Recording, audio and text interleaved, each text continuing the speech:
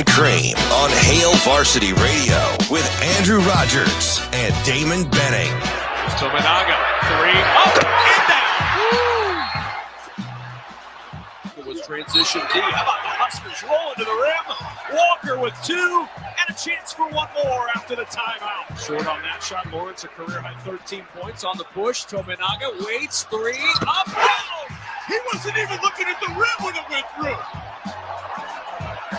Go in. No, watch the release. He doesn't even look to see if it goes in. He knows. Watch him turn his head. Oh, that's cold, Jerry.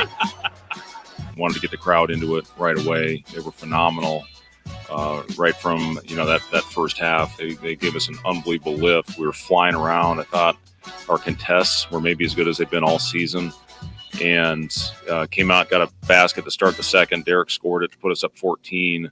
And then obviously it unraveled from there. And, give Michigan State credit. They came out and made shots. I think they made their first 5 threes in the second half. And then they got comfortable and confident. That's how this game is.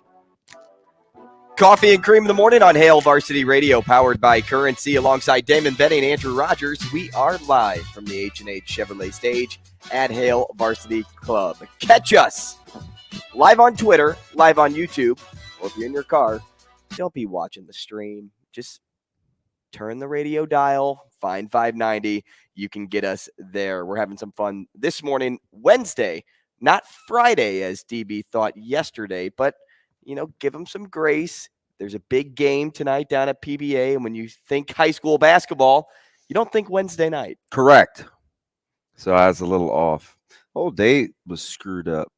And I felt like we were a little lax yesterday, which led me to believe we're heading into a Friday kind of long weekend. We had the staff lunch, and everybody's kind of shooting the breeze, and I forgot. It did feel like a Friday with all the events.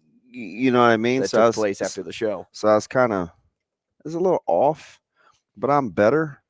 I mean, full disclosure, as we listen to Coach Hoiberg. So I only knew, I try to stay in my little bubble when it comes to sports. And this is an absolute true story. So my sister is in town from St. Louis. She came with my nephew to the game. She bring emos? No, and I forgot. Darn. But she said I think she's coming back in a couple weeks. But so I'm in my little corner, right? I'm sitting, and she's not around me enough during competitions to know that, I don't want to know until I can know. If I'm going to watch, I'm going to watch all the way through. If I'm not, I don't want to know until I get home. So she flashes me her phone, and she says, "Hey, did you see the Nebraska score? It's 25-12. No, nice, right? Didn't think another thing of it. I'm dialed into the game. I get in the car. My radio's on 590. So it's maybe a minute into the half or something like that, or it's early, and I hear Ken say, "Hey, I think it was Hurrdat. Somebody's at the line. Flying." He goes 48-41. So I was like, dang, that's the last change the channel. Was talking to Mike in the car.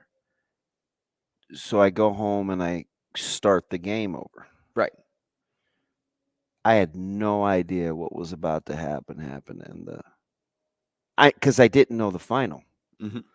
So I'm watching this unfold real time, and I think Nebraska's on maybe only their 5th or 6th minute of the scoring drought. I think it got to 8 maybe. Yeah. And I was floored. I was like, I kept this a secret from myself for this? Mm-hmm. For this. And I couldn't believe it. And I was going through the gamut of emotions too, because this whole time you got to think, I'm thinking they're going to win. And it was a little bit of fool's gold, because I don't know how much you got into it, but there was a stretch where Michigan State had cut it to 3. I think it was 48-45 or something like that. And Nebraska takes a timeout, and they come out, they get a little 2-point possession. I think Tominaga hit one. And they go to zone. They go to a zone. They go to a 2-3 zone, and Michigan State misses the shot. They get a rebound. Tominaga comes down. I think he hits a 3. Or or Derek Walker had to put back maybe. Then it was a 3, and then all of a sudden it was 10 again. And I was like, shoot, unconventional, right? They zoned a team that was pretty hot from 3. That's what confused me. And well, you see that some like I told you that little anecdote a couple weeks ago about when we were talking about Creighton one day with Ba, and he goes, this sounds weird, but and I can't remember what team this was. This was maybe about 2 or 3 years ago. And he goes, I'd zone them. Because I would zone Creighton. He goes, I know it sounds weird, but this is why. And so I know sometimes people will play that will go to that zone for different reasons. And I'm watching that thing unfold and I'm floored. I like my jaw's open because I didn't expect anything further than what I was witnessing in that second half. After Nebraska pushed it back to 10 in the second half, that they weren't going to score for who knows when. I was like, OMG. They just couldn't throw it in the ocean. I was like, I was pretty mad. It's like that I kept that a secret from myself. Okay, tunnel vision. And I was like, yeah, I could have fast forwarded. Yeah, to add to your point, though, moving to a zone, and I know it works every now and then. It slowed them down for a little bit. It did, but with how well Michigan State was passing and how well they were shooting the ball, it was like almost like, are we wanting them to keep shooting the 3? Are we wanting them to keep just working the ball around the perimeter? Because that's what they were doing really well. Oh, 12 of 17, though. Rotation wasn't very good either on that zone. Just a guy like this. There's one point, if you go back and watch the 3 ball, was it from Walker? Griesel was inside the perimeter, and he was running to the block, to the top of the key, and then he realized that, hey, there's also a man over here, and we have too many people bunched up here, wide open 3. The movement wasn't very good by Nebraska inside the 3-point line. But aside from all of that, the reason Michigan State got all the way back, it wasn't because they shot the living stew out of the basketball in the second half. It was because Nebraska could not make a shot when it mattered most. Although they did shoot the pee out of it. How about this for a funny little did you know? Michigan State took 8 less shots in the second half than they did in the first. 36 shots in the first half, 28 in the second half. They made 9 more field goals than they did in the first half. I mean, write that one down. What are they, 10 of 36 in the first half, and they were 19 of 28 in the second half. You're insane when it comes to numbers. Like, do you know what I'm saying, though? Like, who does that? When you're making shots. 8 less shot attempts, 9 more makes. They had a couple of O boards in that first half, which led to, a secondary offensive possession. But aside from that, when you're making shots, it's easy, right? Yeah. You shoot 12 of 17 from 3 in the second half. Nebraska got a little careless with the rock, man. But some of those little bunnies and those floaters that D-Walk normally knocks down, those weren't going. And then they started kind of forcing a few things too from the perimeter. And I was kind of getting a good vibe because when I checked my DMs on the way home from high school game, I looked and balked up my man Lance. We talked to yesterday about the quarterback play, which, by the way, got me thinking. I still don't know anybody that thinks Casey Thompson's going to win that job except for Lance. He's still the only guy, because that call kind of stirs some conversation in my sphere of influence. But I don't think he's crazy, right? Because I've been saying all along, this is what kind of temperament you need. Don't count Casey Thompson out. And now, shoot, the more reps he gets. But anyway, before I get too sidetracked on that, his DM said, because we were talking about consistency, all his DM said to me was Griesel equals consistent. So he must have thought he's still probably in the first half, because I didn't look back and see what time he sent it. But all of that set the stage for me not knowing what the outcome was last night as I'm watching that thing. And my jaw just dropped. Some of those, what do you think of the degree of difficulty for the shots that Michigan State was making? Not very tough or pretty, because I think it depended on if they were checking themselves, if they were hot, or if they were just rolling. I mean, for more times than not, it seemed like they were just rolling an open shot here, an open shot there, but then there was a hand in their face. There was one where Hoiberg defended the heck. Oh, the one that Akins hit? The heck out of Akins. I mean, you watch that and you think Hoiberg could not have defended that better, and it just fall. Jaden Akins shot that thing last night, man. What did he finish with? I think he made 5 or 6. Say that again, Akins. What was he from 17. behind? No, 5 of 9 from 3. 5 6 of 9. 14 from the field. Yeah, that's just silly. Yeah, they got it going, man. I just the not knowing the outcome and kind of going through that thing in my head, man. I was like, golly, man. And I was kind of, oh yeah, man, good switch to the zone out of timeout, man. 2-3 kind of slowed him down. And it's great to change things up in the and he was trying, right? And I felt like that was gonna be like one of those little key buttons that he pushed during the course of a game that he sometimes doesn't get credit for, that was going to turn out to work, right? But he just couldn't get enough stops, man. Well, and that's it, because Griesel said that too at the end of the game. The offensive drought was linked to the fact that they could not get defensive stops. Just couldn't get a stop. And when you just see 3 ball after 3 ball going into the hoop, I mean, you're just feeling defeated as you inbound the basketball. Like, how do we stop them? And then you're thinking about that as you're going on offense.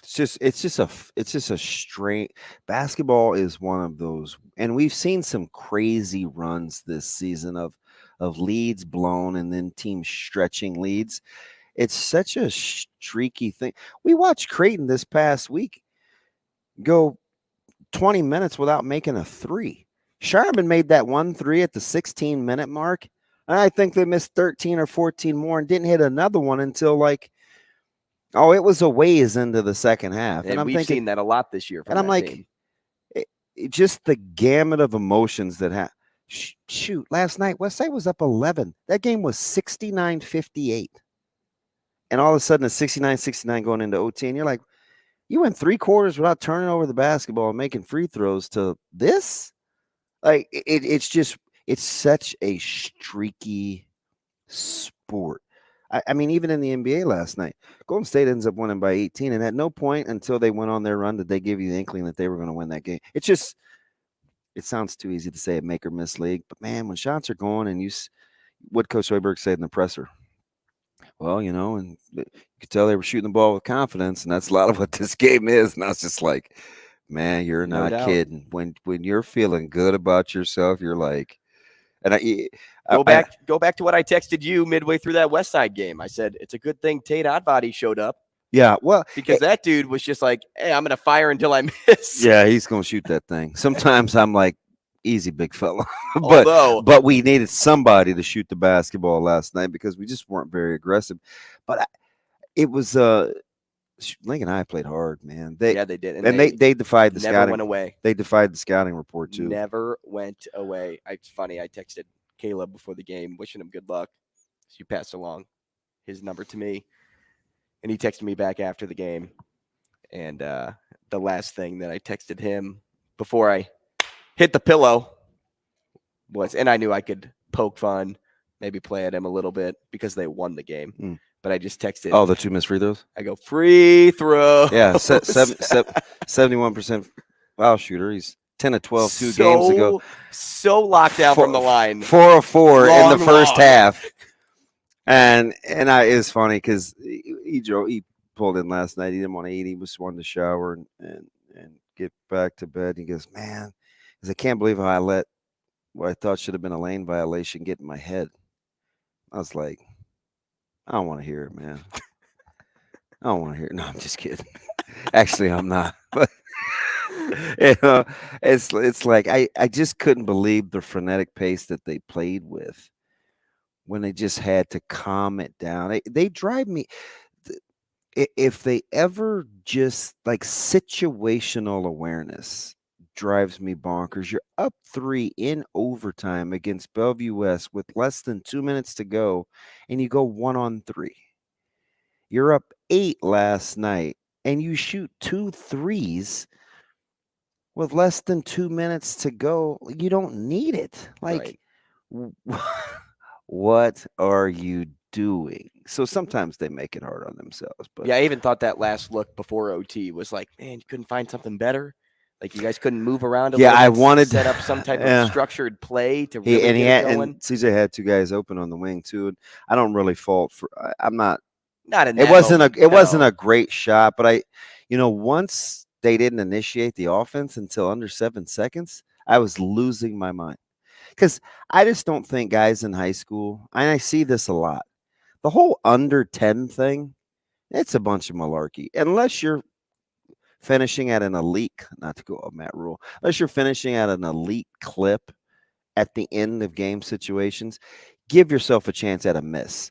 The whole under 10, get Get man, the last you look. guys aren't efficient enough. If you score with 4 seconds left, that's fine. Make them have to make a play. Don't be, not giving yourself a chance at an offensive Right. rebound. Yeah, I agree with that. I also agree, though, on the side of the under 10 more times than not, because if you do finish at the rim, if you give the other team 4 seconds, a three's coming.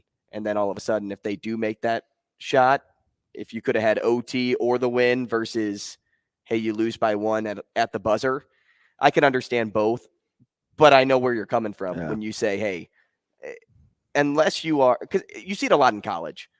These guys can make acrobatic plays. You see take Kansas close out Texas Tech. You take some contact, you toss it high off the glass, and it falls in. And a lot of times I'm like, man, like how do they have that much time to think about?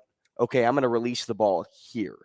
It comes second nature when you do it so many times over and over and over again. But to finish at the rim through contact is one of the hardest things to do, especially when you don't have size. And a lot of guys that don't have size are the best at doing it. Yeah, and they let them play last night too, so you weren't going to get a ton of calls.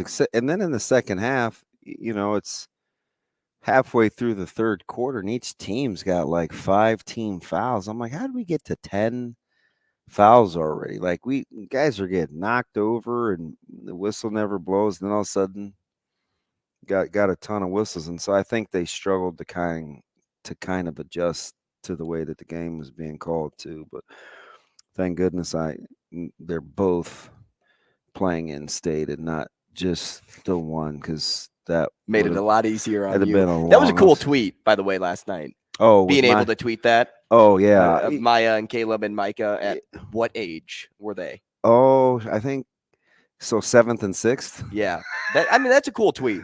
Yeah, because Mike is proud dad moment. Mike is like 4 in that picture, and she was so cool. She plays tonight, obviously, and she's sitting right in front of me last night at the game, and she's on her phone, and I'm like, well, what's going on? I said, what are you doing, babe? She's like, oh, just watching film. So I just took a picture of her watching the action that she's going to see today from North Star, and I sent it to her coach Paulson. I was like, hey, you're in her head. Nice work. Like, best wishes tomorrow. Like she's watching film and she's trying to support her brother. So it was cool. It was kind of a surreal night. There's so many guys that our summer kids play with that we grew up with. The Connor Millikins, the Tate Oddbodies, the Neil Mossers, Aiden Zickman in Central City, like all these guys that play on their 15Us, their 16Us, they're all playing in state. And as a matter of fact, I think incredible. I think all but one in the last 5 years of summer basketball, 6 are playing in state. And if he'd have been healthy, he could have given his chance to play at state. And that's Will Cooper at Millard South. He's the only one, and it's through no fault of his own other than just injury. Because I told you, remember when district started, I go, shoot, man, Boudreaux, a healthy Will Cooper, they're healthy now. They kind of scare me. You did say that. You're like, I don't really know if I can just write these guys. Yeah, right. Because this Millard South scared me a little bit, but yeah. So it was kind of cool to see everybody playing in the postseason. Oklahoma Tyler was sure to reiterate that because Plattview's in, so his kiddo, Milliken. It's going to be a good state tournament, but it starts today with the girls, man. I'm pretty pumped because I actually think you're asking me off air. It's going to be tough because I think it's especially in Class A. it's pretty wide open. And you're not going to get this deep in the weeds. I think the toughest outside of A is Go ahead, give it to me. I would say the toughest outside of A is C2. Correct.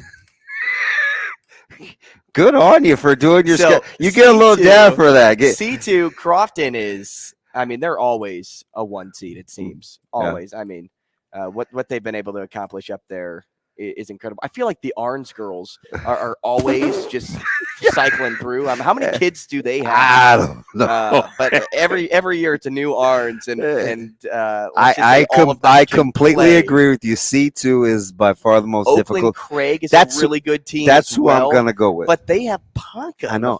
No, I believe me. Ashlyn Kingsbury. I mean, her dad, former Iowa guy. Look at you. This girl can absolutely ball, and they played. Crofton and Ponca played, what was it, 2 years ago? And that was the story that I put together for Kendall Taney, the kid that had heart surgery.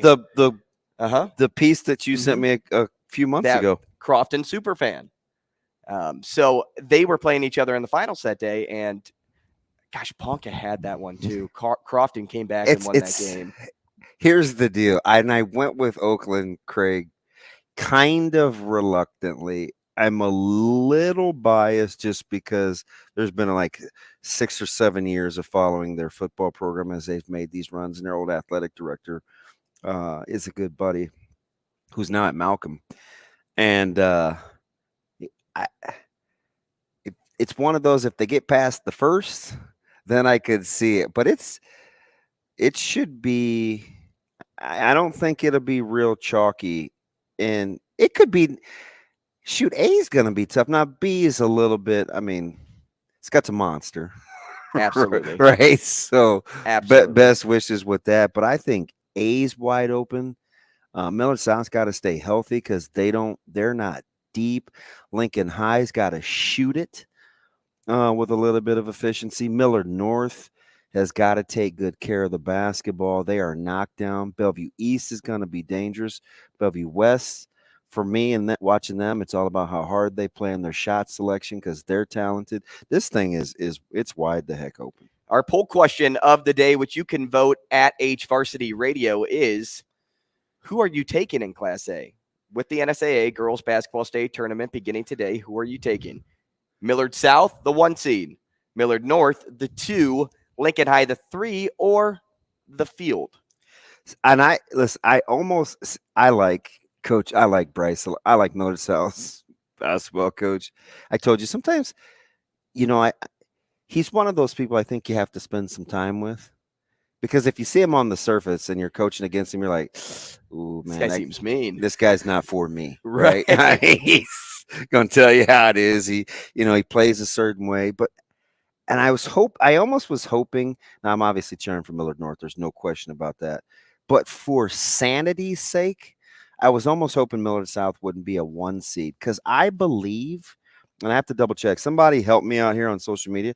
I think Millard South's had 4 or 5 1 seeds in the past 5 or 6 years without a championship.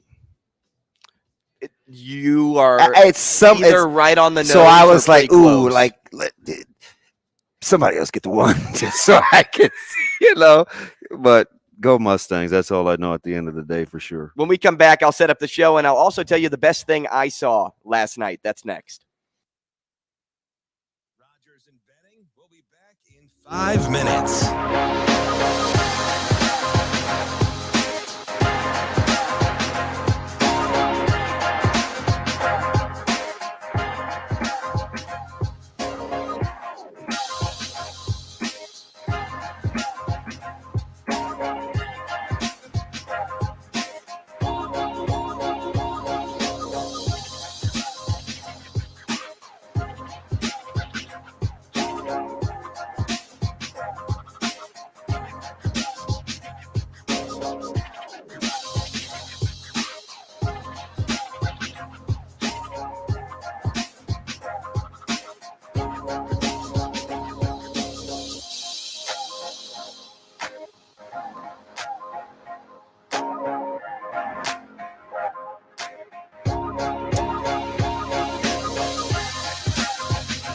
Rogers and Benning will be back in 4 minutes.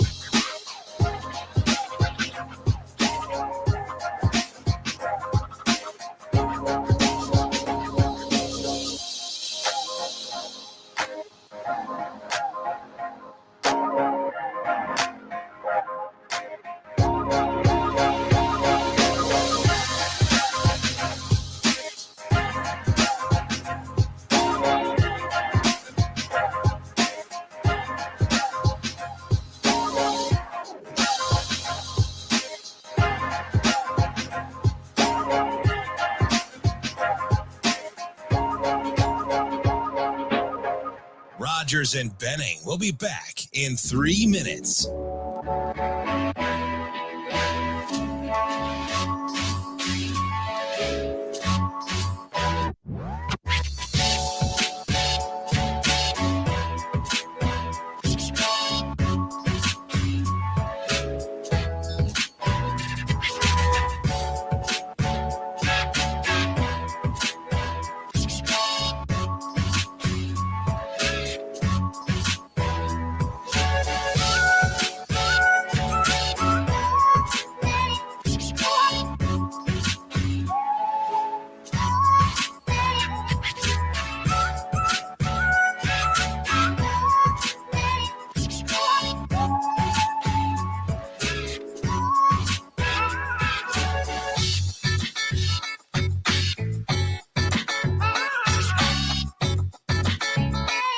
Rogers and Benning will be back in 2 minutes.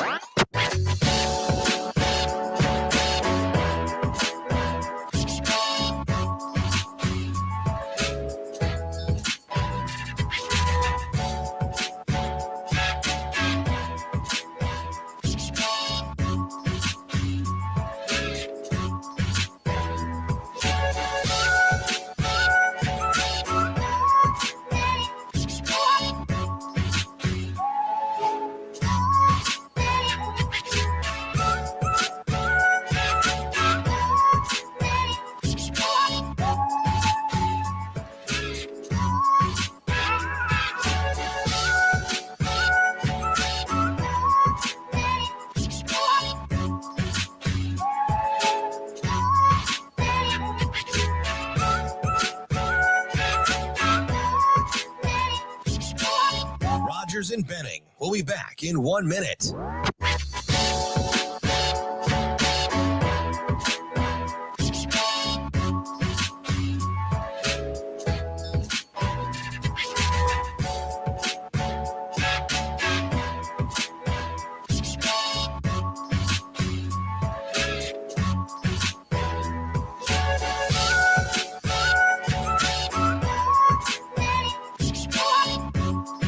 Rogers and Benning will be back in 30 seconds.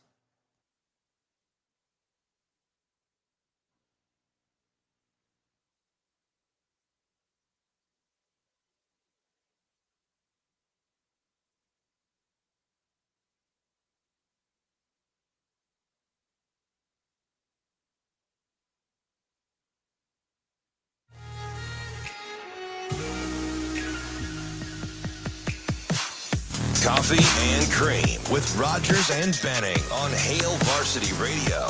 They were getting a lot of easy baskets. What was your emphasis on the defensive end coming in? It was really complicated. We decided to do a bunch of different things, so we went in the lab and we said, would somebody please guard somebody? That's all we did. That's genius. Well, let me tell you, these guys have been knocked on that canvas in the last 3 weeks. So all you people back there were Spartan strong. Was that Dickie V or Tom Izzo? I couldn't tell. Would you guard somebody? It's Coffee and Cream in the morning on Hale Varsity Radio, powered by Currency. I apologize if you hear some sniffles on the other end. I feel under the weather today, even though the weather seems pretty nice today. The sun is out already. Sun is out. Did we look this up freezing yesterday? cold. Was I with you? That's Is how daylight we savings already time know. ending? I think here it's soon? the 12th. Yeah, we talked about it. and what an overrated phenomenon that is. Who was putting us Nowadays. now? Time out though. Somebody took like 3 or 4 minutes to put us deep on why it's not a thing and shouldn't be a thing with technology, compasses, and people being able to get on combines with Headlights. Who was that? Scott. Was it? Yeah, it was Scott. Now, as you are talking back through that conversation, I remember sitting directly in front of you.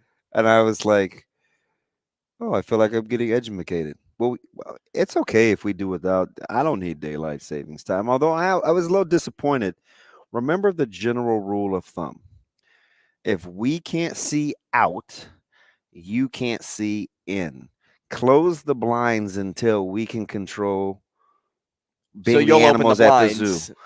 At the next break. Yeah, I'll open. Yeah, totally. So it'll be cool. I'll pull those blinds down at the next break, and people will be able to just look in at us. That's until they come have breakfast with us on Friday. By the way, very true. The menu. We should definitely tease that. Hale Varsity Club this Friday, 7 to 10. Come watch Coffee and Cream live here with us. We love interacting with you guys throughout the show. But well, you do. What's on? Well, you do too. Let's be real. You're kind. Come on. You're kind. You love everybody that shows up. You would do this every day if you could. Everybody love everybody. I just like ELE. I just like to see who drinks their breakfast. Everybody. Thank you, Trev.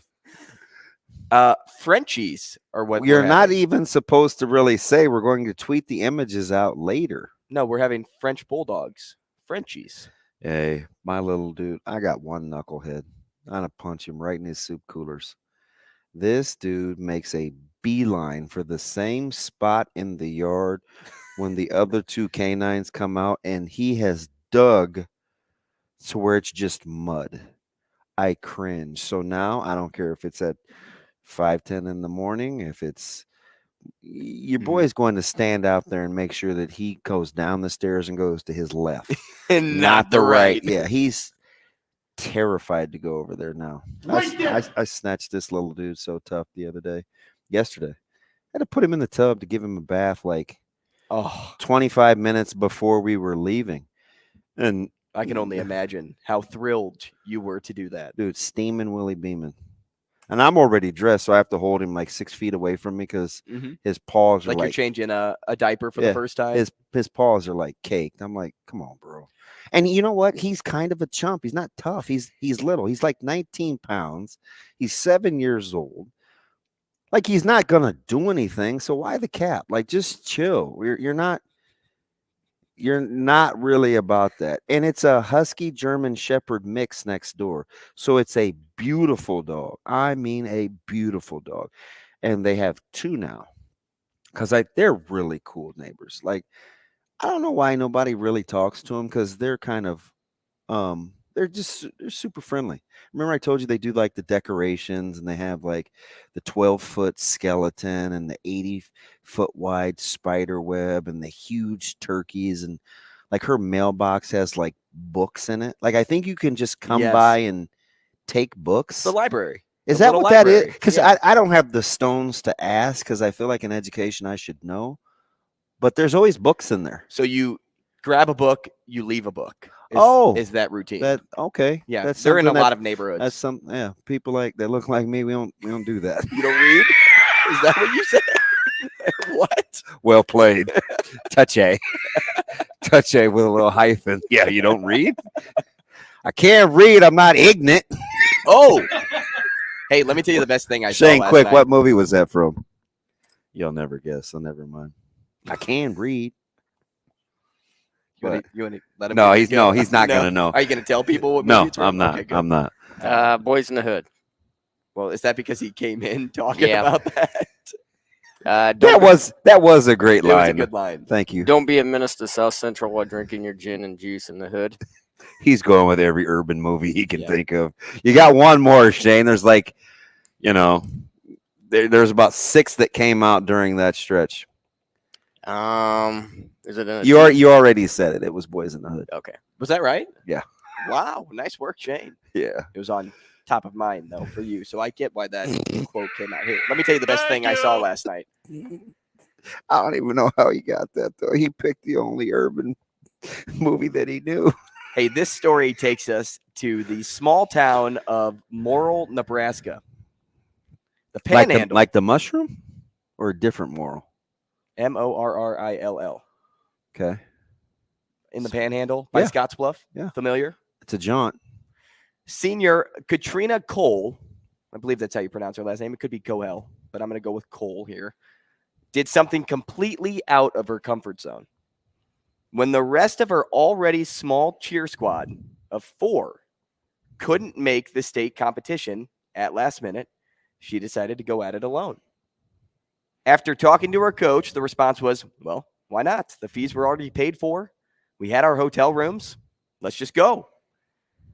Known as a team player, and rightfully so, Cole, with all the courage in the world, took the mats at state alone. This coming a day after she competed in sub-districts a day before. So a 4-sport athlete here. Never had a lick of nerves. More excitement than anything else. She wowed the crowd and got callbacks that a lot of larger squads struggled to get. People were all in on her performance. She said this at the very end. You're stronger than you think you are. Talk about going out with a bang your senior year. Best thing I read yesterday. Kid. You know what's funny? I like the fact that we should probably make that a segment, because sometimes those things hit me and I don't have the confidence to just share.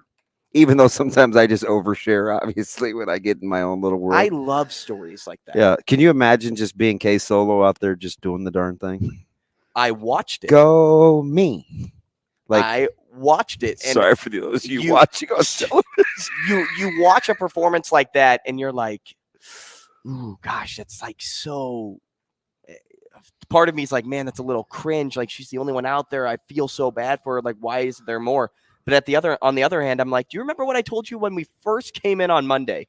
The best thing I got to do over the weekend was give a little girl a puck that was cheering by herself. Yeah, because you like the fact that she could. Zero fear. Yeah. You talk about liking fearless. I talk about liking courage in this instance. People are like, zero cares given. I'm all about a performance like this because I don't think I'd have the grapes to do it. No, and I don't really know where Morrill is. I mean, when you say Scottsbluff, I do, because right next to Scottsbluff. I've been to Scottsbluff and Gehring. At least in the article, the town population was 930. I mean, I guess you can guess that with it only being a 4-person cheer squad or 5-person cheer squad. 930, huh? She went out there and got the crowd engaged, brought a sign. They redid her entire routine so that it fit one person. Oh, that's cool. Do you know what she performed to? I only heard her cheers, not a dance. So she did the MHS with a sign. She had a sign, and then she did Go Blue, Go Gold, and then the crowd would react to it. Yeah. And when I say callbacks, like there are so many cheer squads that I see all over the country that the bigger you are, smaller you are, no matter what, don't ever get great response from the crowd, especially at sporting events. It's funny you say that. The first game in district play, Millard North hosted Omaha South. Omaha South had a cheer squad of about 6. So it's 3-3. They had one gentleman in the back row that was particularly loud, very energetic, very enthusiastic. And he had like a pocket of supporters that were sitting. Obviously, I think it was the cheer coach and a couple parents and whomever else was supporting the basketball team. And I think, it wasn't a super high attended game, so you could hear audibly. And there was such spirit and enthusiasm in the gym that even when they weren't standing and they came to what's the things we sit on? Bleachers. They still were cheering, stomping on the bleachers. Now, after I got finished being annoyed, then I was like, God, you know what? That takes some serious stones to do that in a gym where you can be easily heard.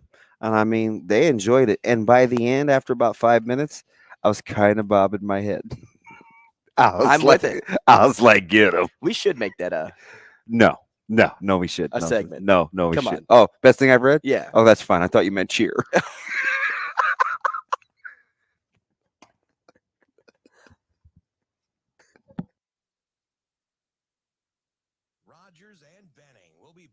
in 4 minutes.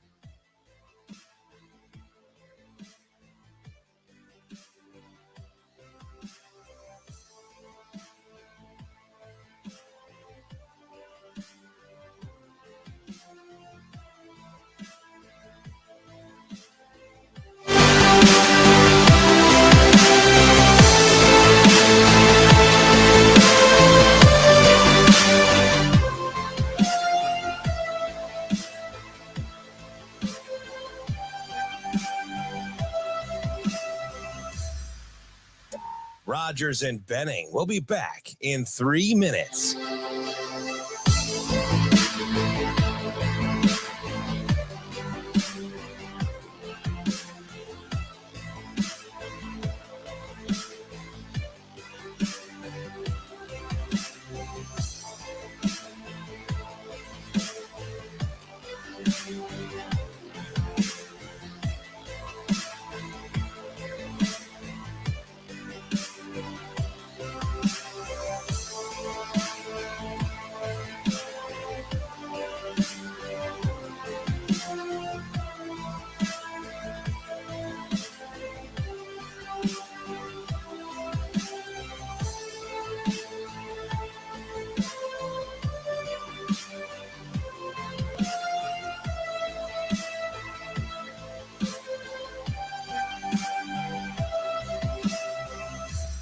Rogers and Benning will be back in 2 minutes.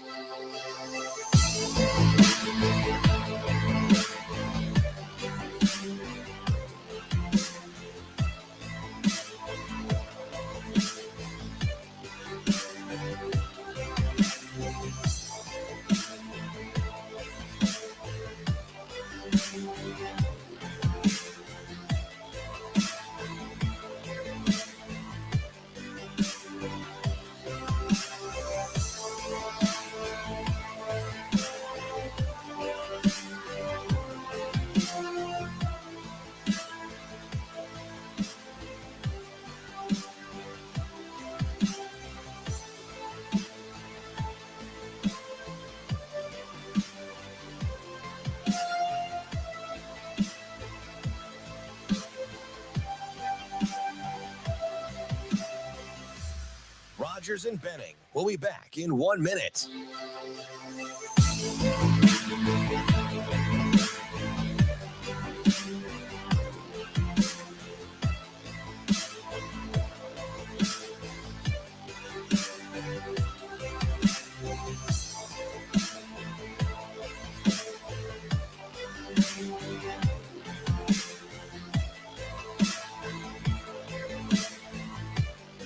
Rogers and Benning will be back in 30 seconds.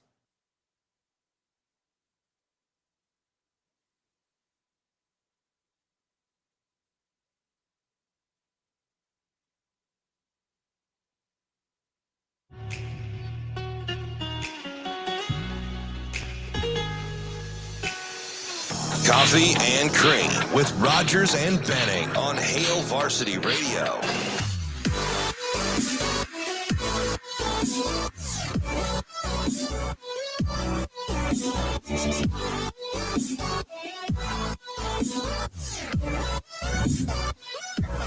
Welcome back to the show, 888-638-4876. If you'd like to get involved, it's Coffee and Cream in the Morning on Hail Varsity Radio, powered by Currency. Damon Benning, Andrew Rogers.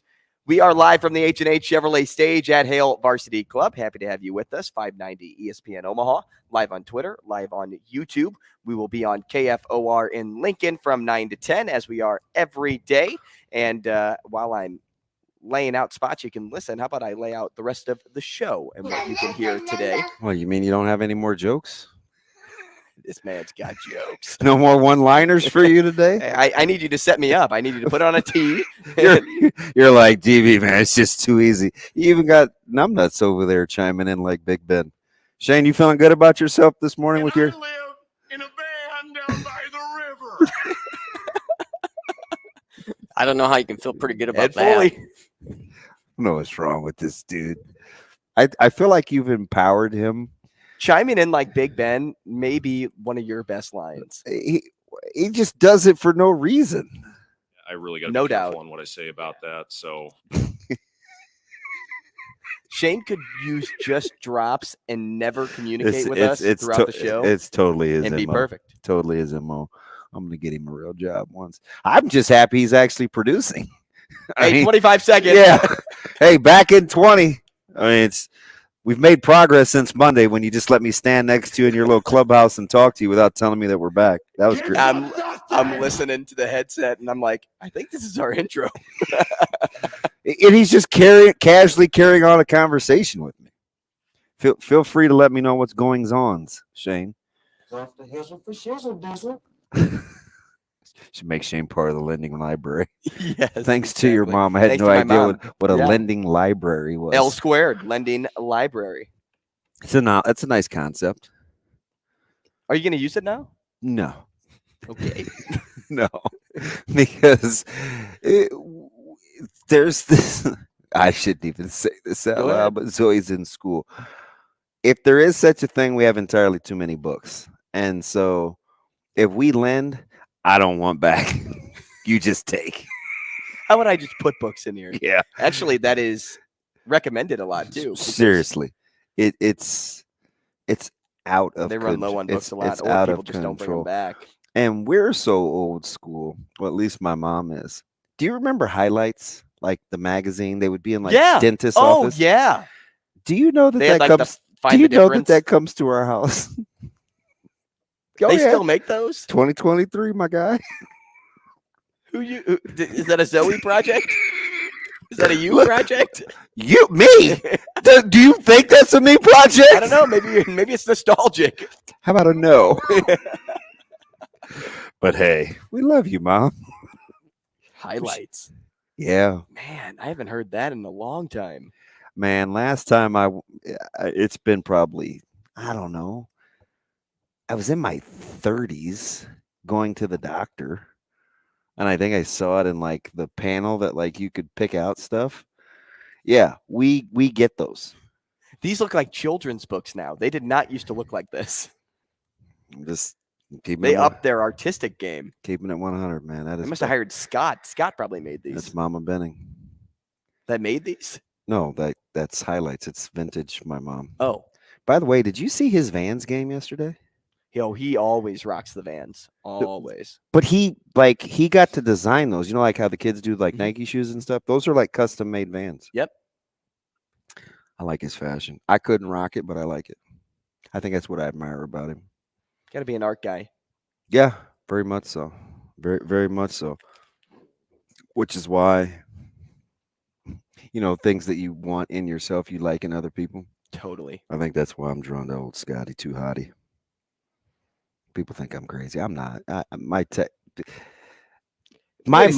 a second. My mom. You are crazy because you I'm not. said My during mom, the break, man, my mom I'm crazy. People think I'm crazy, but I'm not. What What are you? That too. Well, you just felt like playing that for no reason, or? I hate when he does that. It drives me up the wall. Do you have? So wait a minute. Collide. It's a song. No, we heard that yesterday. Stop doing that. Stop it. Stop it. Did we ever get to the bottom of if you did it right? Pardon? Did we ever get to the bottom if you did the beat of the? Even the best fall down sometimes. I hate That's not right. I don't understand what your issue is. Like, can you calm the heck down for a second over there? No. Little Pocket Hercules is having a grand old time today. Come on, man. This dude. I'm over it. Is that funny? Yeah, because he's not picking on me. Right. See, that's what I'm trying to figure out. Like, I don't know if you've ever seen My Bodyguard, but I'm like the dude that took care of. I'm the awkward kid with the curly fro, and you like Mikey like kicked over my bike in the park. Like, I'm the dude that takes care of him.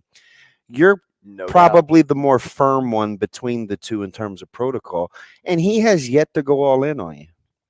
I don't know if he's like afraid Maybe he saw you and Sauter argue my yesterday, and he's like, "Yeah, I don't want any parts of that." I don't know if it was that or if he thinks he's the little Frenchie and I'm you standing in the backyard. But Looks like Bugs Bunny with the little dog. Yeah, I'm Spike. He's so big and strong. Hey, hey, Butch. All right, we better finish the sports show at some point. We're talking to Brian Christopherson at 8:00, top of the hour, as we do every Wednesday, senior writer for Husker 24/7. I'm going to get myself checked out. We will talk Nebraska basketball with him as he covered that game in full detail, as well as hit Husker football. And, there was some news on the Dylan Raiola front that I'll ask him about, too. So stick around for that segment at 8. At 8:30, Andy Kendeigh, sports director at KETV, will join the show. 8:45. We didn't get to this yesterday, and we need to get to it at some point. We have to get back to our roster reviews, looking over each position room that Nebraska has going forward into next season. We kind of talked offensive line with Matt Verzal Friday, but didn't really get into the weeds. So we started with offensive line indirectly before we decided that this was going to be something that we did, right? Because for like 3 weeks, we talked about all the scholarship guys that they now have and how they got older in a hurry. Mm-hmm. And so we'll review that one more time because that, of course, has been the biggest so-called priority, I'd say, from last season to this on is the offensive line going to be better? And you heard it, and you heard our head coach say, I don't subscribe to the whole we're not going to be a good offensive line. We are going to have a good offensive line. Man, didn't really mince words. He didn't stutter. He didn't hem and haw. He put it out there. We're going to have a good offensive line. So, giddy up. Giddy up. Hey, what are you, Kramer? Giddy up. He said something the other day. We were talking, and he said, listen, man, if you'll notice one thing about me, if you go back to my original press conference, I've told you no lies. So, calling your shot, huh, big timer? But go back and look at it. Go back and listen. If it hasn't gone true to script, and I kind of wonder, it's scripted? I kind of wonder, and I'm going to get into that because at some point, I get it's linear, and I think it was T-Mac that tweeted or texted the show, and he's like, listen, man, you know why this seems believable? Oh, yeah, that's right, because you beat your chest that you weren't really drinking the Kool-Aid. He said what makes it so believable is the fact that he's implementing his system. Are you at a point right now, or have you thought, and be honest, have you said to yourself, man, it can't be this easy? Yes, I've said that before. Doesn't it seem like that? But it's easy to gravitate to because of recent history of this is so night and day. It's like, but don't you think you're not so jaded and beaten up over falling for fool's gold that you don't have any problems hopping on board? Or have you never been this all in before? I don't have any problem hopping on board. I think that's what it is. Have I been all in before? I'd say I have, just back in St. Louis professionally when, Craig Berube turned that team around in 2019, or when who doesn't have an interim just come in and win the whole darn thing? Apparently the Blues do. Yeah. And Mike Schilk got close at one point too. But this seems easier. Maybe it's because it's the off season and it's not like a mid-season change like I'm used to. And you don't have to pit it against wins and losses. But I do think we know enough as a fan base to know if we were being sold a bill of goods. But it can't be that linear. It can't just be, and I don't think he would try to sell this, but it seems like that without knowing the behind the scenes details. But it can be, well, I did this at this institution, I did this at this institution, I did this at this institution. So therefore it's this is what I'm doing here. Mm-hmm. There has to be some tweaks, right? Well, and I'm a linear thinker. You're super pragmatic. So it was easy for me to say, hey, Matt Rule's my favorite option because if he could do these things elsewhere, why can't he do it here? You remind me some of those Lincoln personalities with the humble brag. You're going back to how you called your shot in July. I didn't look, though. Did it go in? Did he say Tominaga? Matt Rule's my guy. If he becomes available, Matt Rule needs to be our guy. Number one, right when he got fired. And I looked at you sideways. I was like, yeah. You're like, let's get Lane Kiffin. That was like the second pod that I was on the lane train. I did put him in my top 3. Was he number 1 for me? Yeah. No, I don't think so. I think so. No, I think I was the Art of War guy. Wasn't I Aranda? Ooh, he was up there too. But I was on the lane train. I think it was because my buddy, the mayor, Joel Schaefer. I don't think it was a bad pick. He kept tweeting for like weeks, "Come on home." So I felt a little swayed. Hey, if you like filling out brackets in March, we'll have Shelby Mast on at 9. We'll talk the NFL Combine, the Huskers at the Combine, and Aaron Rodgers at 9:30, and play 2 for you to close out the show. But coming up next, it's BC. Rogers and Benning will be back in 4 minutes.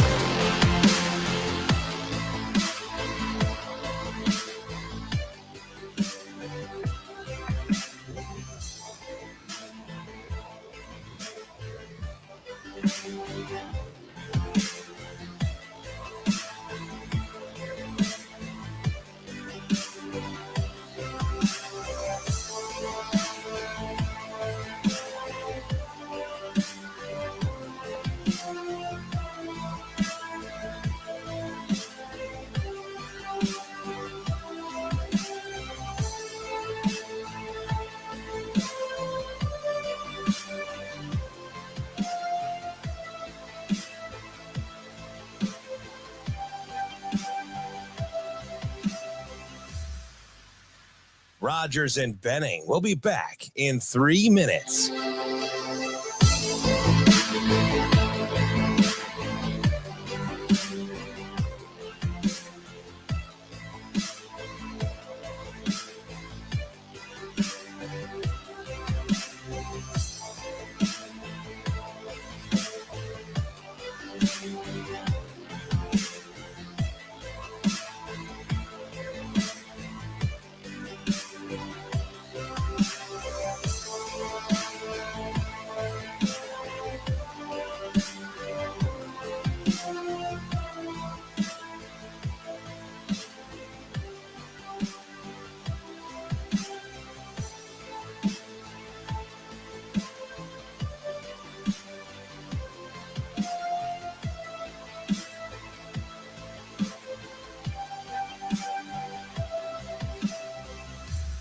Rogers and Benning will be back in 2 minutes.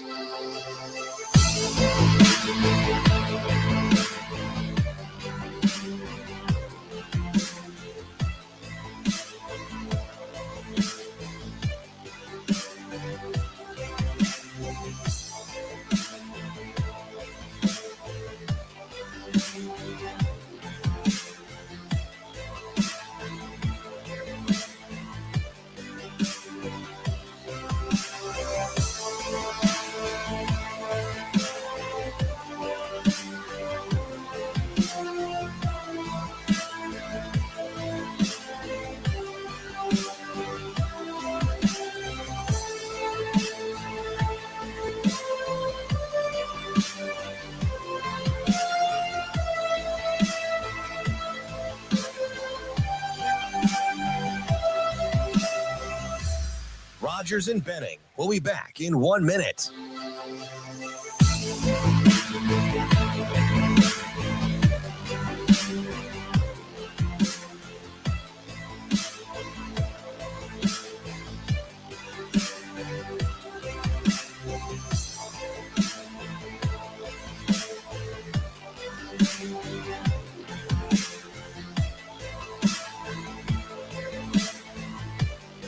Rogers and Benning will be back in 30 seconds.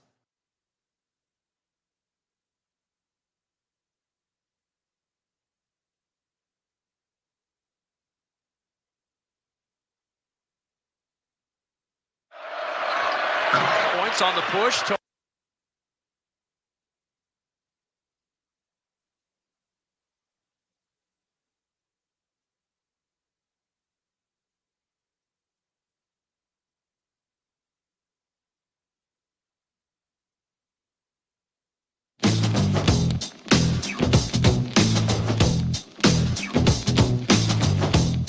Coffee and Cream on Hail Varsity Radio with Andrew Rogers and Damon Benning.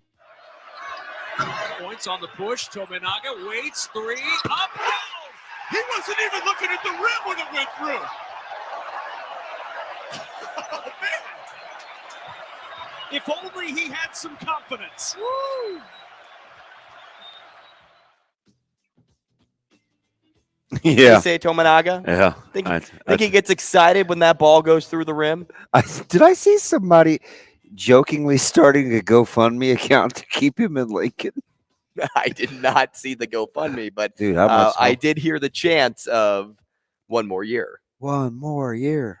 What? Do you know how much money He could end up Casey getting. would probably be leaving on the table?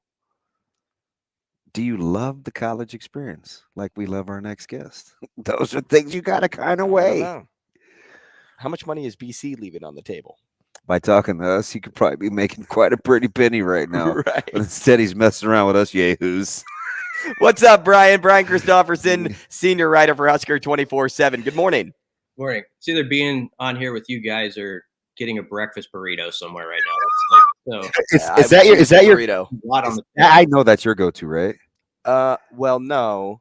You're the rap guy. I am a rap guy, but for breakfast, I'm French toast all the way. So is that your go-to, BC, or is it just like your personality because it's simple and clean? No, it was what popped into my head, and I thought it's a little bit lower class of breakfast. I feel like the breakfast burrito. So I thought that sort of fit how I should describe myself on air. I got to get this out of the way because apparently I'm giving my mom and my little girl too hard of a time because we have highlights delivered to our house, the reading periodicals.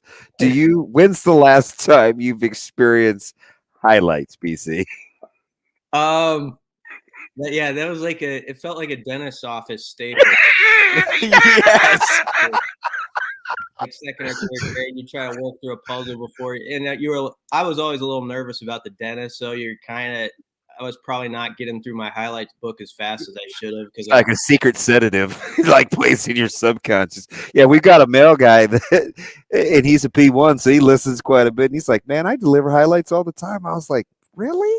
I hadn't seen them for years until they arrive at our house every month. Well, maybe it's just me, BC. Maybe I need to get with the times. Yeah, I was not aware it existed. It's pleasant to sometimes hear something like that you thought, oh, that's gone, or you haven't thought about since 1987 is still around. So, well, you got to meet my mom because she's about as gentle a throwback as you're ever gonna meet, man. And she raising this yahoo. BC, so I asked this question a month ago, and I think it may be even more pertinent now. Are you at a point of Dylan Raiola fatigue? I understand the question. Do you think Dylan Raiola is at the point of Dylan Raiola fatigue? That's a good way to look at it because I don't think he needs it from what I know about him. So, I think people got to keep that in mind. That's probably where to start with that is obviously when you're that highly rated and especially the way it is around here and how hungry people are for success and they see this shiny object like, hey, man, if we get that over here, think of what it's going to be like. It's going to be nuts. But from everything, Dominic has said about him, and I've only done, I think, one or two interviews with Dylan myself. But he's a real just like humble kid. He really is he's a yes sir kind of kid about everything, and I think it's just very diligent to like waking up every day, and they have a certain routine in their house. It sounds like, and he sticks to it. And I don't think he's getting all that caught up in it, and that might seem odd to somebody. They're like, yeah, well, why he came to an arena and walked through, did all that. That was just a fun experience where you're there and you're taking advantage of an opportunity. And I didn't think he overdid it by any means. He sort of did what was asked of him. And but myself, I'm to the point where what's the next chapter? I think we kind of know who the finalists are. We've got it pretty narrowed down. It feels like Nebraska's got a really good shot to me. And now I think much like my answers on a radio show, the helicopter is sort of circling around the landing pad right now. Now it's just got to set. Brian, what do you make of the recent drop in the rankings on 3 for Dylan Raiola from 1 to 6? Well, they're not me, so you can't blame me. I mean, they're not Totally. But I don't know. I mean, there's a lot of great players at the top that you just gotta. If you're a top 30 guy, obviously there's a thought you're gonna be special. All I know is I remember when he showed up to Friday Night Lights during the Frost era, and you kind of heard some noise about him. You're like, yeah, we'll see. And first ball he threw downfield like 50 yards on a rope. I'm just like, okay, it's there. Like, now you got to have the extras. We all know that. When you get here or wherever he goes, you've got to have those components within the game where you're savvy and you don't turn the ball over and all that stuff. But as far as just what's in the toolkit, he's got all those parts. So whether he ends up ranked first on a website or 8th, it doesn't really matter. And, honestly, as Damon knows, with a young man going through the process right now, close to him, I mean, if you're a 3-star or whatever, it is what it is. It's a rating on a paper, and you just keep putting your head down and going to work. And there's a lot of guys who are lower rated who have shown they are big time college players, and we've seen some guys who are highly rated who still haven't panned out that way. So so you got, I think the key is whatever you're rated or whatever the like people think they know about you, you got to wake up every day saying, I'm going to prove that I'm more than that. Actually, I am that or more. And so that's the key. Wow. I just feel like I had my life lesson. I just told Andrew yesterday, full disclosure, BC, and I'm super honest. So, I'll tell you, I said, because I can't remember how he set me up, but in vintage Andrew Rogers way, he got me to divulge more than I really wanted to. I said, gosh, this recruiting, because we were talking about Raiola dropping the 6th. And I said, you think I don't believe in these rankings at all. I said, I cringed when I saw that, and you referenced my own house, like Caleb is the number 6 rated player in his class. And I said, there's not one coach in the state of Nebraska, including the guy on Highway 370 in Bellevue, that wouldn't take him with the first pick if he had to go start a team with the 2024 class. And that includes his own guys, right? So I just, there's some sort of peace you have to have with that. And it's like Caleb said the other day, and he kind of rubbed his hands and he's like, that's why we go to work. And I figure if he thinks like that, then I have to be able to think like that, right? Because I see these guys every day. I play against them. I coach against them. I feel like I have a good idea, but it may not be what the paper says. And I think Dylan's a lot like that. He couldn't care less. Yeah, I think so too. It's just so, the rankings are just one component. They can be useful sometimes, and there's some people who put in hard work on it. I don't want to diminish that. Obviously, I work with the company where that's an important part of it, but hardly the end all be all. And and this coaching staff at Nebraska, in particular, in Dylan's case, he's a big time prospect. But I mean, we've seen they're not too worried about what the outside perception is. Nobody knew really who Bryce Turner was, like in December. A few track people knew who he was, and Rule staff ended up he's the first commit of the Rule staff of that class. So I mean that shows you a little something. As the NFL Combine gets underway this week, you have 3 Huskers there. Trey Palmer, Travis Vokalek, O'Shawn Mathis. But as we continue to talk about recruits here, BC, how important is it for them to understand that development will come, but it will go at a modest pace at Nebraska, and you have to stick through kind of the highs and lows, and you may not see the field right away? That's a good question, Andrew, because I think it's tough, not just at Nebraska, but everywhere with college coaches right now. And the recruiting piece is probably a part of it because, you've got guys who are getting offered at 14 years old. So for 3 or 4 years, they're going to go through this process of sort of being in headlines and doing interviews and stuff like that.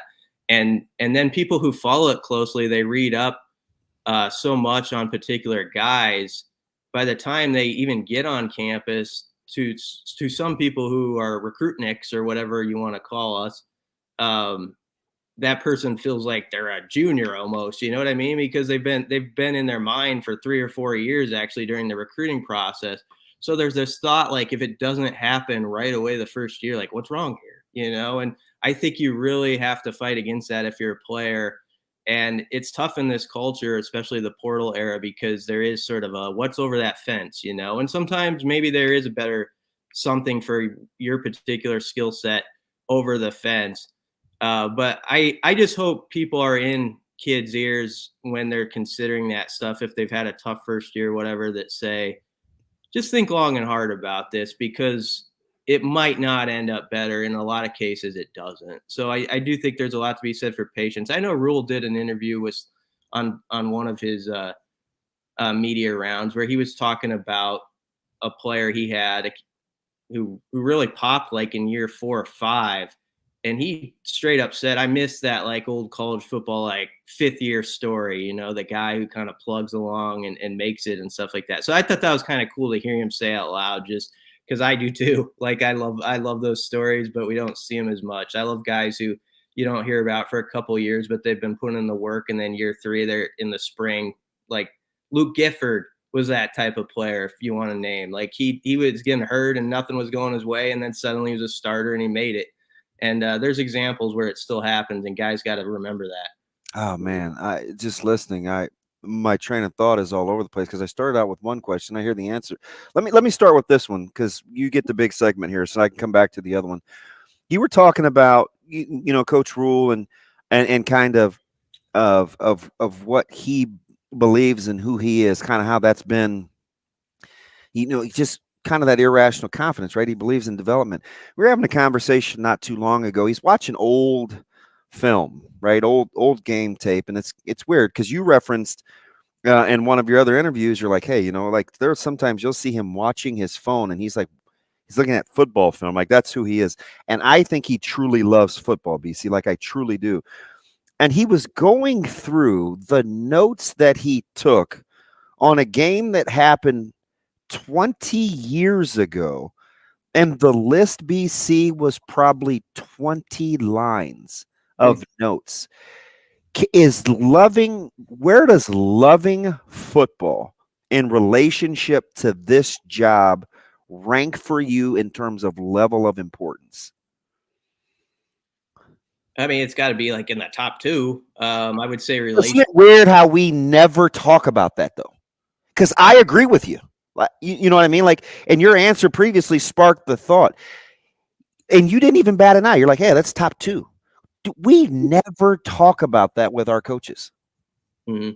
Isn't that weird? Yeah, it is. I mean, we apply it to players in conversation sometimes because we'll say, I mean, there's like we're talking about recruits. There's so many great players across the country in high school are just tremendous athletes.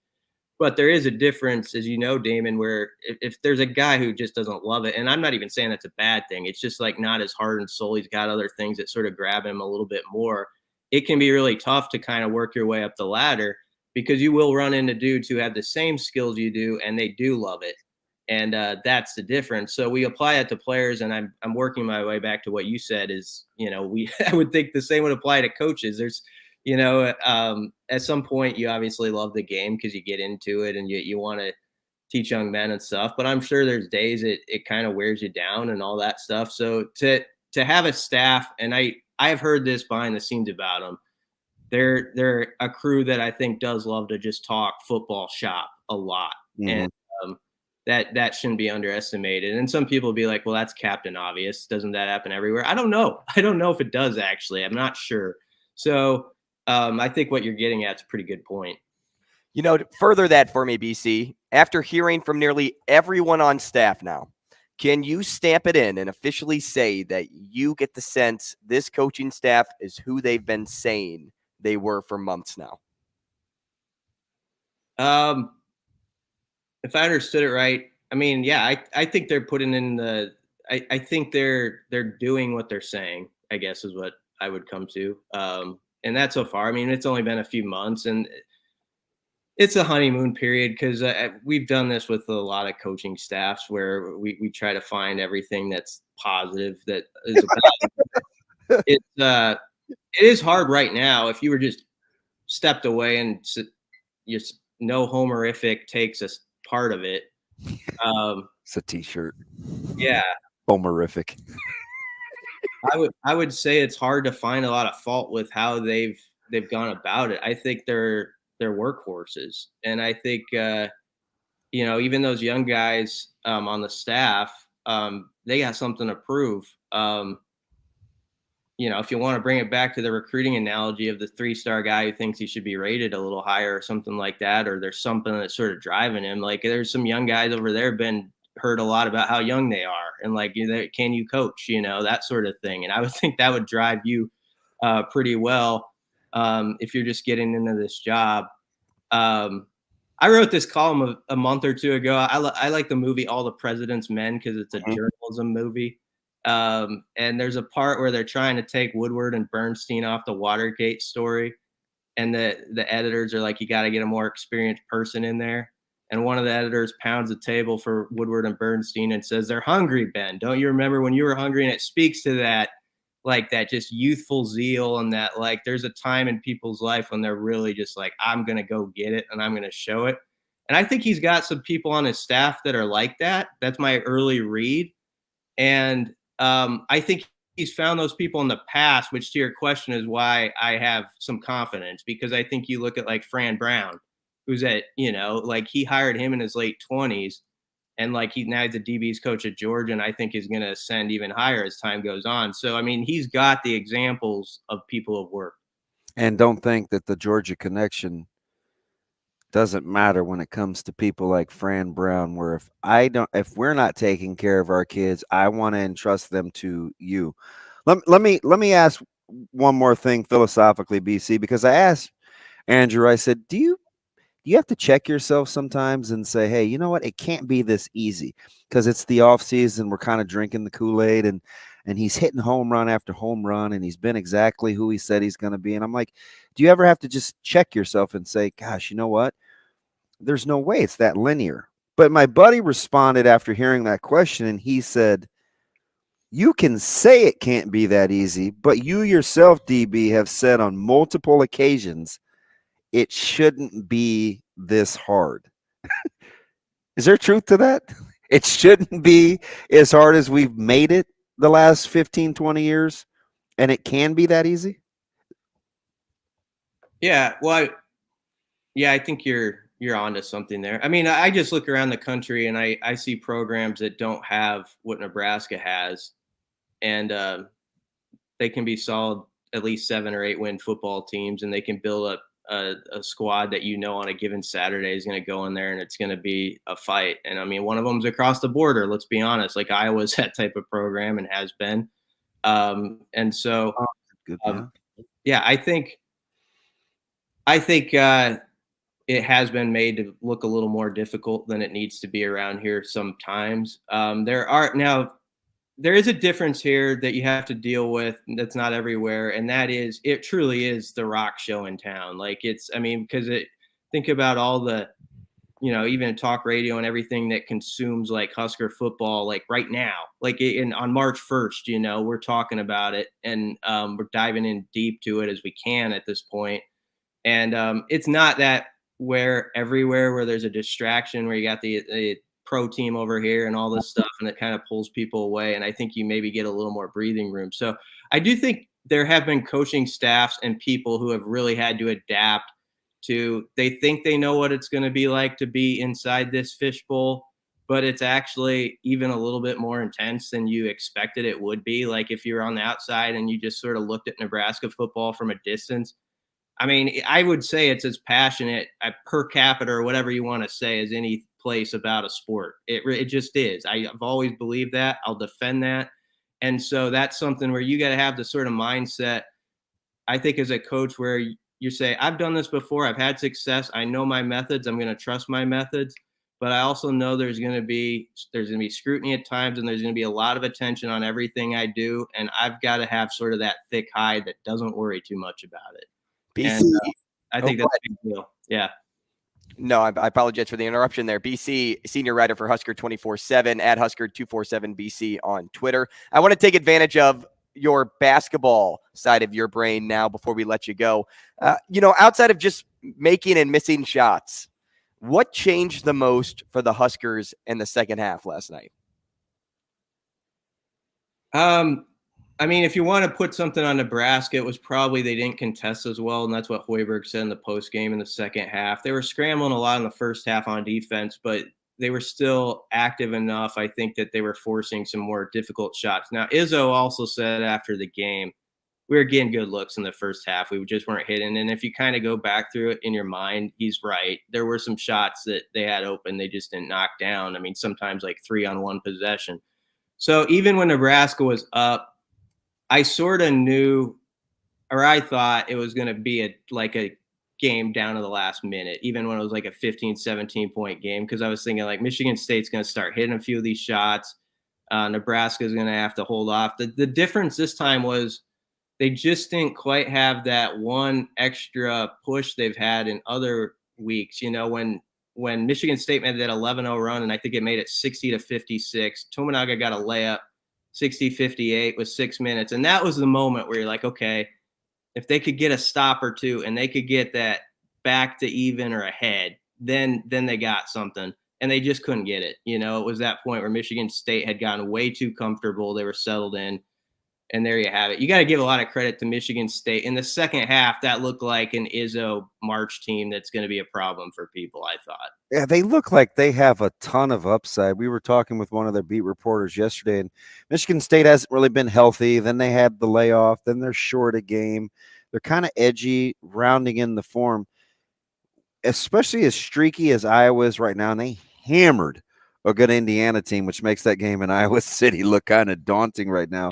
But Michigan State looks like a team that has another – that's what I'm always looking for, another gear left in them. Yeah, I agree. I could be proven wrong on this, but we know their history in that tournament. They've had teams like this before where they have 11 or 12 losses or whatever. They're 6-7 seed and they end up like in the Elite Eight, or something like that. And I wouldn't be shocked if they're that kind of team actually. And so Nebraska, I'm sure, could have done a few things a little bit better, but for what Nebraska has, I don't know. Sometimes you just say they ran into a squad that's a little better, and just couldn't miss. And I think there's a piece of that that's true last night. I didn't feel like Nebraska didn't show up or anything. They were ready to play. Man, that was a fun arena for about 25 minutes. When Tominaga hit the three, what is Tom Izzo? Tom Izzo had a different, did you hear his post game? It was like Tominaqua. Yeah, yeah, exactly. When K-State hit the three, looked the other way and it was up 10, you're like, geez, Husker basketball is fun right now. It was just too bad that the good times couldn't keep coming. BC, we appreciate your time this morning. Thanks so much. We'll talk again next week. Thanks, guys. That is Brian Christopherson, senior writer for Husker 24/7. You can toss him a follow on Twitter at Husker247BC. Coming up next, we're talking to Andy Kendeigh, sports director at KETV. He's got a busy week ahead, as that is all centered around state basketball over in Lincoln. I remember these days vividly. You look forward to it, but at the same time, you're like, how am I going to accomplish all of this in such a short amount of time? We'll talk to him about that. We'll get his thoughts on the Huskers, Creighton, everything in town. Stay with us. Andy Kendeigh from KETV up next on Coffee and Cream. Rogers and Benning will be back in 5 minutes.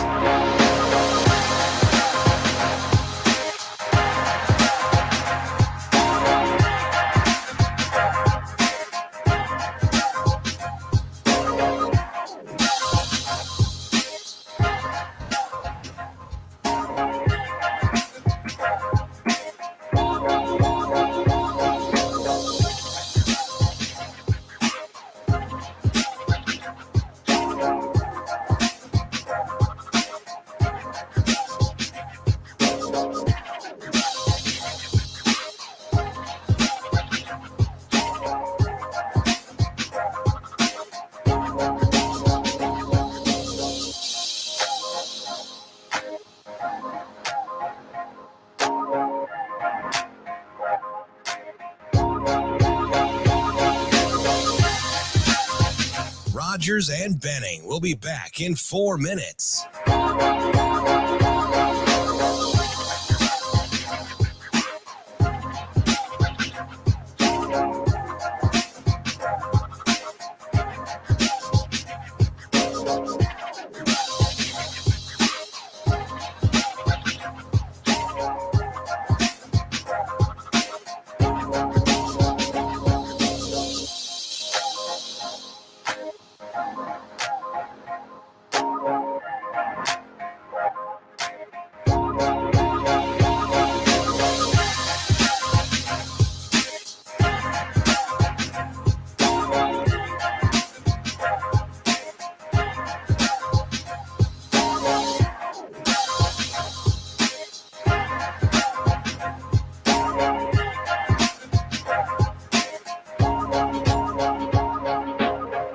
Rogers and Benning will be back in 3 minutes.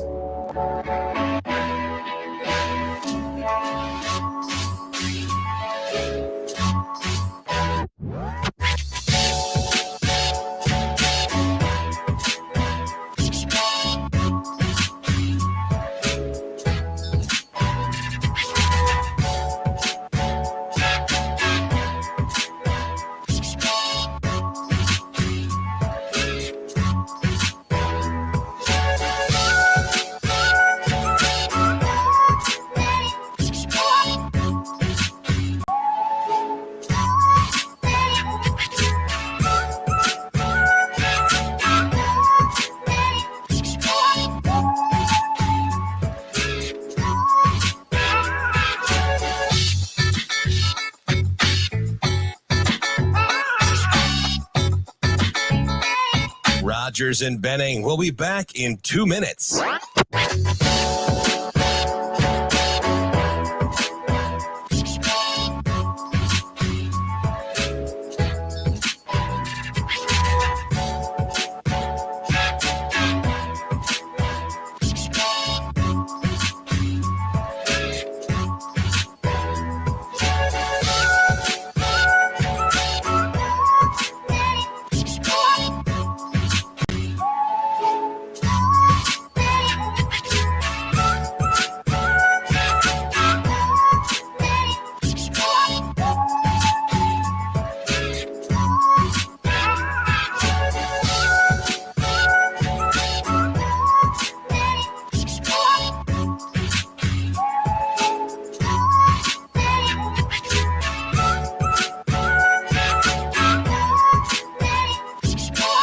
Rogers and Benning will be back in 1 minute.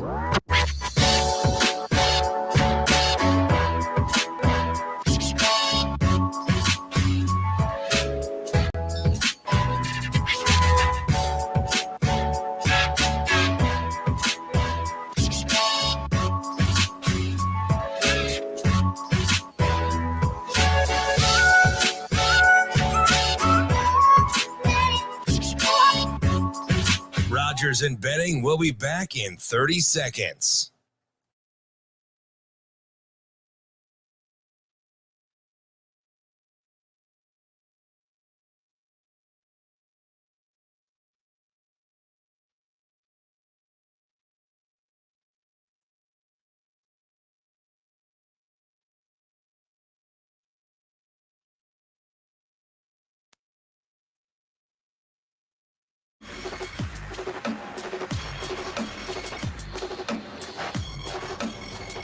Coffee and Cream with Rogers and Benning on Hail Varsity Radio. We are back. Coffee and Cream in the morning on Hail Varsity Radio, powered by Currency, alongside David Benning, Andrew Rogers here. And now it's time to welcome in our next guest. He is the sports director over at KETV. His name is Andy Kendeigh, and you know him well because he invites himself into all of your households unannounced every night. Andy, good morning. Sometimes uninvited. So, I apologize for that. Good morning, boys. How's it going? It's old school Atlantis. Congrats on one side. Thank you. As you've seen AK up close, when they're good, they're fantastic. When they're bad, they can be awful. So you just have to. That was I come with it. I was watching people tabs on YouTube. That's Westside Flyers pretty good little YouTube channel. Yeah, Max is the real And deal. I was feeling for you, cringing, seeing that lead get smaller and smaller, and then. But you know what? All's well that ends well, right? Never a doubt. And the Warriors are going to the state tournament. So yeah, that's never a doubt. I don't know. DB doubted a lot. that's the same team that led Burke by 2 points in the halfway through the third quarter. So it's like, but took Bellevue West to overtime. So you just box of chocolates, AK. I just try to buckle up, buddy. They are the Forrest Gump of Class A. But you know, all biased aside, they're the one school, in my opinion, that if Bellevue West would ever stub their toe, it's Westside's the team that's built to do it because they can make Bellevue West play small, and they have good guards that can help contain. I say, not slow down the firepower of Bellevue West, because it's a tall task once that wild card shifted and they moved over to the other half of the bracket. Yeah, I agree with you, and I think it's really the Bellevue West Invitational, in my opinion. But I do think if there is a team that has a chance to give Bell West a run for its money, I think it's Westside. Lincoln schools. I watched prep on Tuesday or Monday night. Against Southeast? Monday. Yeah, and I watched Bellevue West win, and then I zipped over to prep, and Lincoln Southeast is solid. I just don't know if they have the offensive firepower to stay with Bell West. And I just think that if Bellevue West does what they do, even on a poor shooting night, their defense is portable to a point where they can play good enough defense to hang in every game. So when they're not shooting it well, they're still pretty good. But a lot of things would have to align right for Bellevue West or align wrong for Bellevue West not to win the title, in my opinion. Yeah, it's interesting. Crazy stuff has happened down in Lincoln. Yeah. See, I think Lincoln East is the best, and I'm dropping it in air quotes because I mean it, but I mean it literally. The best coached team in Lincoln, Mm-hmm. like they know who they are, they play connected. Campbell's fantastic, but Southeast may have the best individual pieces. They're just kind of a crapshoot in terms of how they play. If that backcourt, like they have some pieces, Voss, that they can give you a headache. I just don't know, like, which team is showing up. I agree, and I thought Tuesday they were on Monday they were a much different team in the second half than the first. But so was Prep. Prep really struggled offensively. They couldn't buy themselves a hoop. But I agree with you, DB. They athletically, Southeast is going to give teams some problems. Yep. They've got some very athletic bigs, and that Moore kid who's a guard. They got good depth really well. too. Yeah, and it's interesting to see them gain a little confidence as that game moved on, and by the end they were flexing. But and I'm interested to see how Gretna bounces back too. It's always interesting to see the team that stubs their toe and gets in on a wild card, like they got a second lease on life. Yeah, and terrible matchup for Westside. So that was the beauty of going on the other half of the bracket, because for whatever the reason, they deal Westside fits. Mm-hmm. Mm-hmm.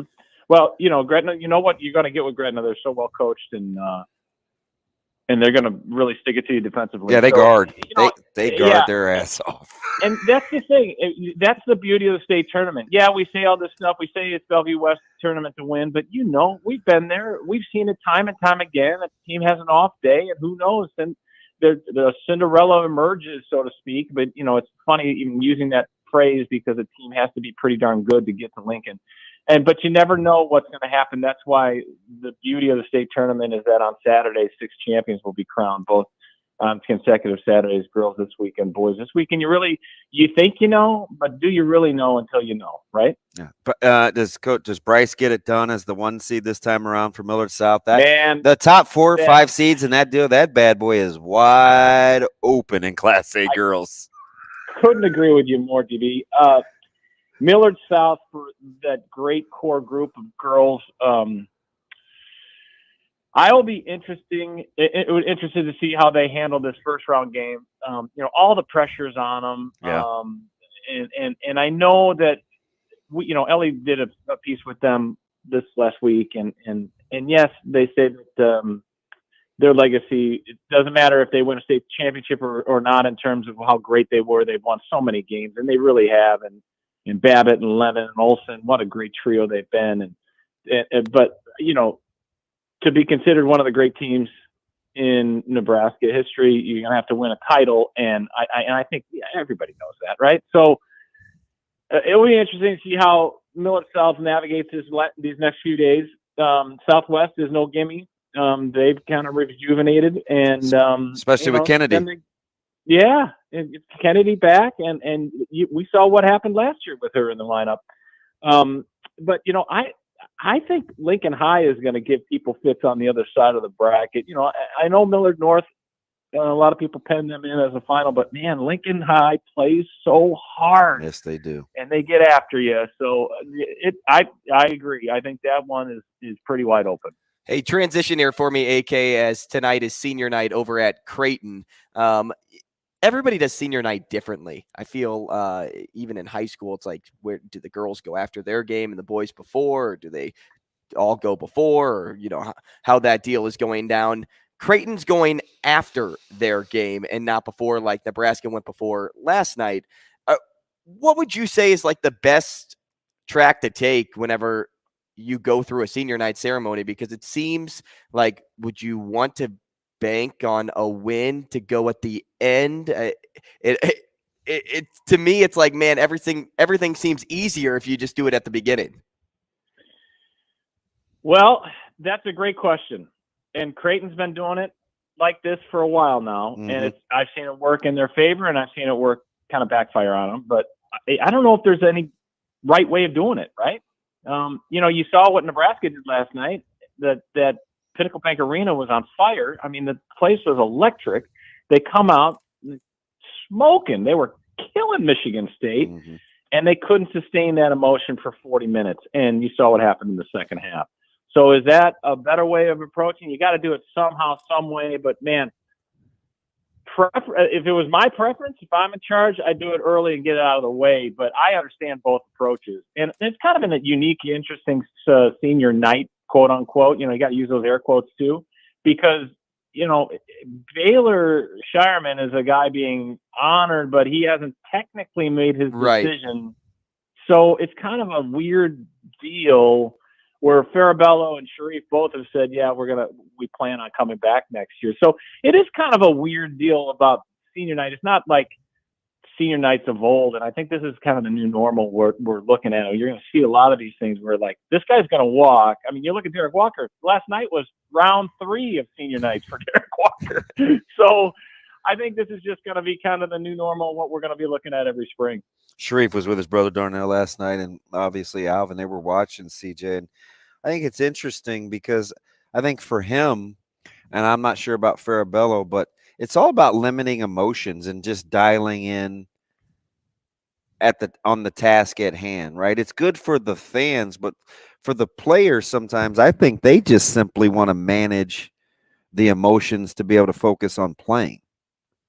And that's where doing it afterwards might be beneficial, right? You don't even think about it. You stay in your routine, and then afterwards you can just let all that emotion come out. And I get that. I do, because let's be honest, Creighton needs a win tonight as much as you kind of roll your eyes. I mean, there's no gimmies in the Big East, and they're not going to just roll. Georgetown's not going to roll over, and Creighton needs to find something that they seem to have lost the last couple games, and heading into New York, and then just as more important, going into the NCAA tournament. Let the Ed Cooley sweepstakes begin for Georgetown. Yep. That's Stevie's guy. His prediction. He's been on it for a while. He's like, you better let people know, Andrew. You better let people know that this was my guy that I picked over at Georgetown. AK, thanks so much, man. Thanks, guys. Hey, be safe, Andy. Got a lot of work to do today. KETV, no doubt. They're split. They got state basketball and Creighton tonight. No doubt. Coming up next, we'll do a roster review. I also want to get into some thoughts on the NCAA. That's next. Rogers and Benning will be back in 4 minutes.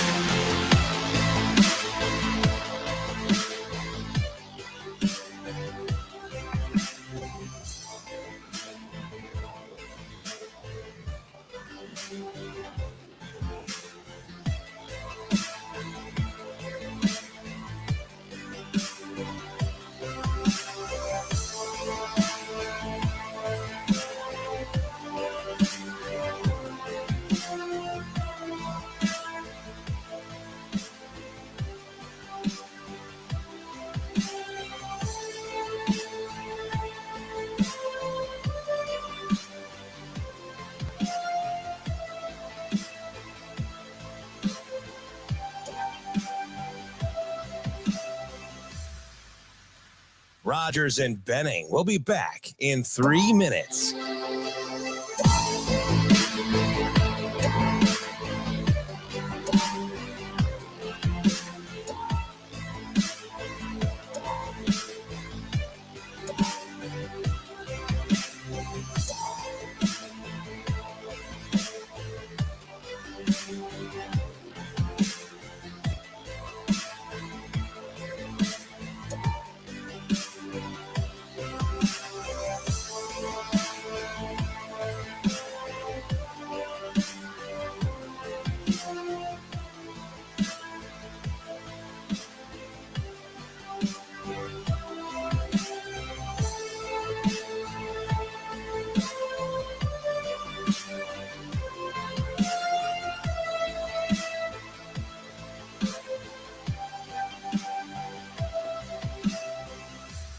Rogers and Benning will be back in 2 minutes.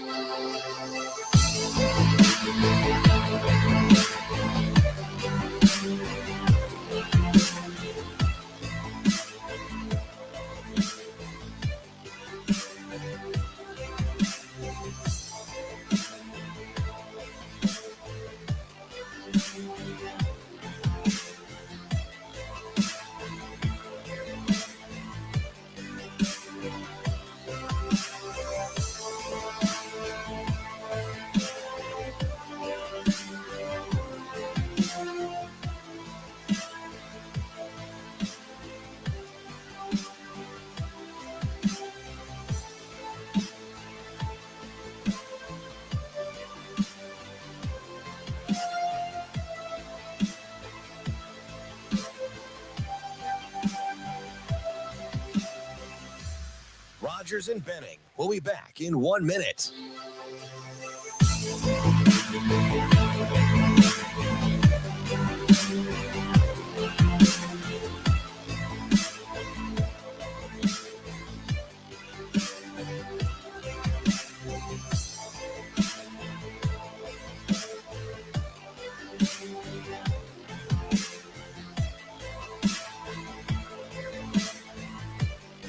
Rogers and Benning will be back in 30 seconds.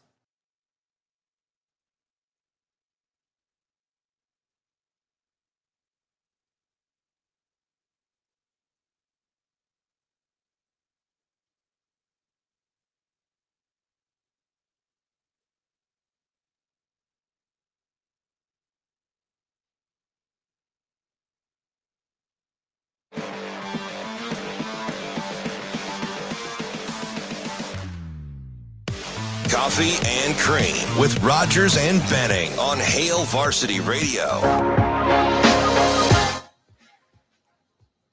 Welcome back to the show. On deck, Shelby Mast, bracketologist for USA Today and bracketwage.com. Huskers at the Combine at 9:30 and 2 for you at 9:45. So a loaded 9 o'clock hour for those of you that are sticking around for the rest of the show. We appreciate you, and we appreciate having you here as we do every single day from 7 to 10. What were you doing last night? Were you sitting on the couch watching games? Were you streaming West Side's basketball game like I was? Were you watching Nebraska basketball when that turned over at 8? What about the back end of the KU Texas Tech game?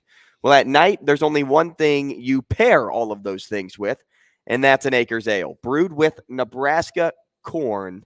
It is crisp, it's clean, it's light, it's refreshing. How about all those words? They make you want to dance.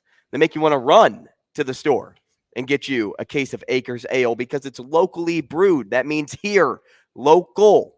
It's the perfect beer to pair with anything sports. At least that's what I do. So if you're like me, maybe you play video games and you like to have a drink or a shower beer. I know people have done that before. I can attest. I've had a shower beer before. Have you, DB? No.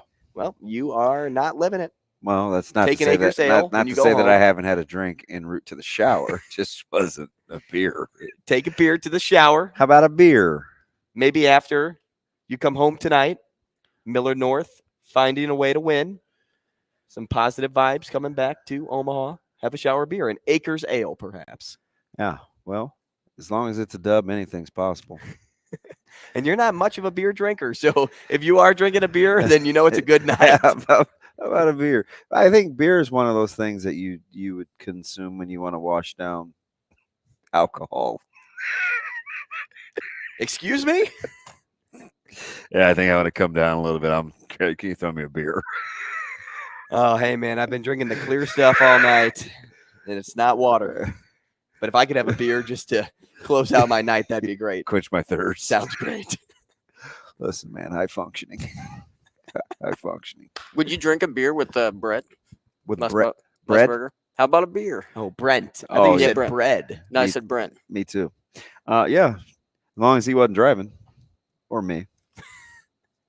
Hopefully neither are driving. Well, I'd shoot the breeze. I'd ask him how he likes your Raiders, how he likes the new gig, what he was thinking about after the Nebraska broadcast, and having a beer, and getting pulled over in Lincoln. One-way streets, man, they'll get you. Mm-hmm. How about a beer? Yeah, you know, those. You are one-way looking streets live. everywhere.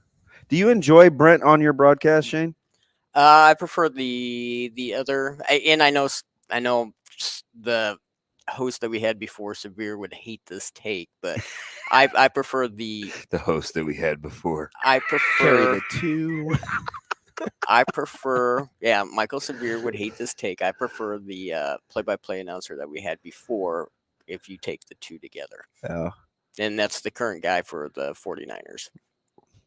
Well, okay.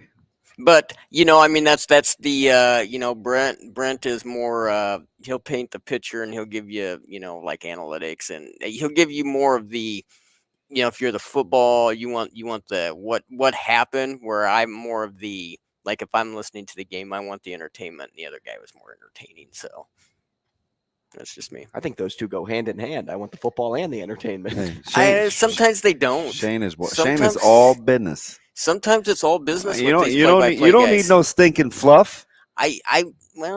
Sometimes I need some fluff. What do you got in that head, DB? What are you about to say? Not a darn thing. They're paid You seem very hurt right now. They're paid positions for that, Shane. You wouldn't have to work very hard. But to answer your question, he's fine. He's a legend. So How about a beer? How about a beer? How about we talk about the offensive line? Over at Nebraska? Offensive line is good. I like O-line. We heard Donovan Raiola speak last week, and I even said, I can't remember who we were talking to, if it was Mike Schaefer or Brandon Vogel, but I said people are still asking me at least, why is Raiola back? And I thought that answer was squashed when Matt Rule came out and said, well, I didn't think they were that bad, but apparently not. So, I guess the simplest answer I gave is if somebody on your team advocated for you at work, DB, to keep your job despite having a bad quarter, would that stick out to your employer too? Like the players in this case advocated to Coach Rule that Donovan Raiola is more than what we saw last year. You don't just take a piece of the pie and say it's cold in the middle. You check the whole pie, cook it a little longer to get it just right. Maybe that's what is happening now. You put the pie back into the oven because you're getting everything just right. I wish I knew like the real timeline between what I think they felt like the players wanted and Coach Satterfield and Coach Raiola hitting it off. Was it kind of in conjunction? Because Coach Satterfield, like Coach Raiola, right away. And remember, it's Coach Satterfield that said, "Hey, listen, man, I came to Lincoln with every intention of needing a new offensive line coach." After sitting down with Coach Raiola, I'm like, we don't need a new offensive line coach. One of my favorite Coach Raiola-esque answers in the presser the other day was, "Hey, what was it about you and Coach Satterfield?" He's like, "Look, man, we believe the same things." That's it. Next question. That's it. Period. It's just like, it's just vintage. It's just vintage Doc. I call him Doc sometimes just because of DR. But you know, for the players, and It's you know, exciting. you don't have any seniors, right? Especially now that Anthony Lynn's gone. So I mean, your junior class, you got Benhart and Corcoran and Piper, Norelli, and now you've got Scott in the fold, and everybody else is a soft on down with Lutovsky and Prohaska. We'll see what happens with Jacob Hood and Justin Jenkins, who are in the fold, and then that whole new young group with Gatula, Knutson, Sledge, Goldman, and Masterjack, who's still on the offensive side of the line right now. So you have depth and young depth. And you kind of have now got a nice little blend of some guys with some playing. I mean, Benhart, Corcoran, Piper, Norelli, and Ben Scott have played a ton of football. Teddy Prohaska is very, very well maybe kind of your future. That was the one guy that I felt like Coach Raiola kind of gushed about a little bit for him. You know, he kind of is pretty measured with accolades. Seemed like he was pretty happy about the progress of Teddy, and Lutovsky's had a lot of playing experience. So and they've liked his winter workouts. So you know, right away you've got 7 guys, 7 good names. You know, and I can hear it now. Oh man, you know, are we really trusting, you know, guys like Benhart, and he's been this and he's been that, and so man, another year with the same voice, with a scheme that may accentuate or play better to your strengths, all bets are off, right? I mean, you could still there's still room for growth and there's still room for improvement, but I think having a minimum of 7 guys that you can trot out there and play, that's a good place to start, because look at the games that they've got under their belt. Got some experience. And Benhart took a lot of criticism last year, and his video started to surface late in the year on, you know, is his head in the right space? This, that, and the other, getting off the ball. Yeah. But, you know, at the end of the day, that common voice is a real thing, because, you know, at this point, you're dealing with somebody that can improve now in the offseason with the same person, with the new coaching staff. And how often have we seen somebody have a bad year, go back into the lab, regroup, recoordinate themselves, maybe find themselves, go into a dark place, perhaps, come out 3 days later?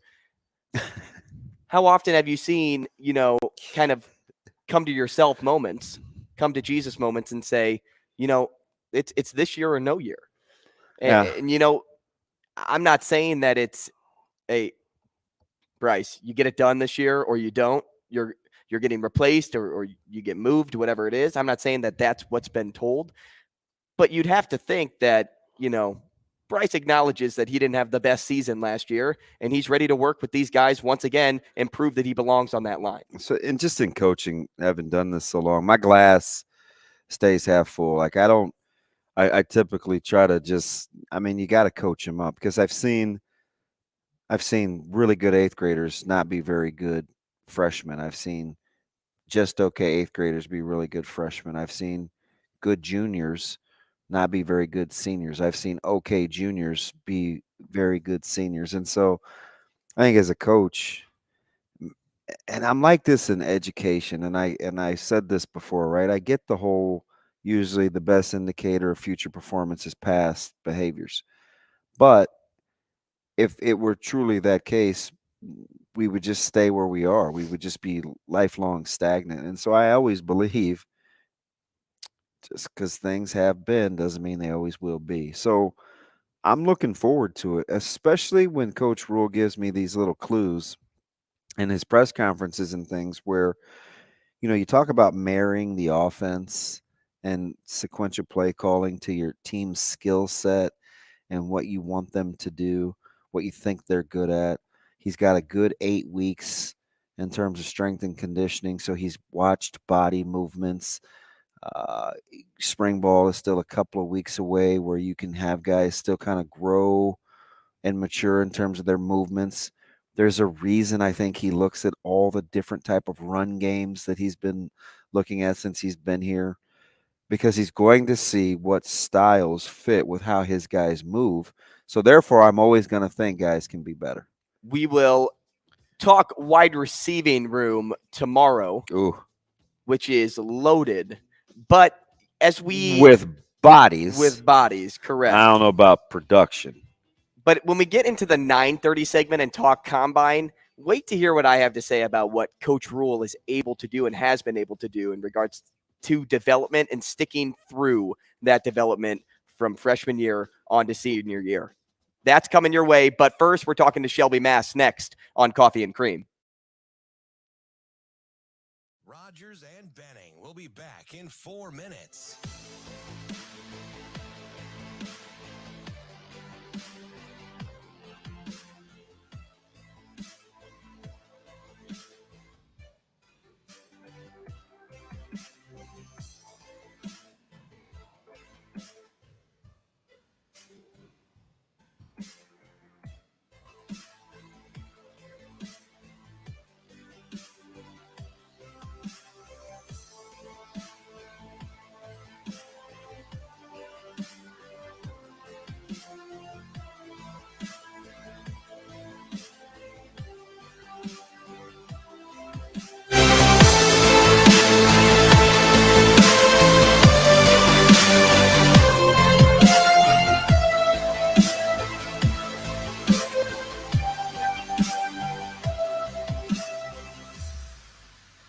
Rogers and Benning will be back in 3 minutes.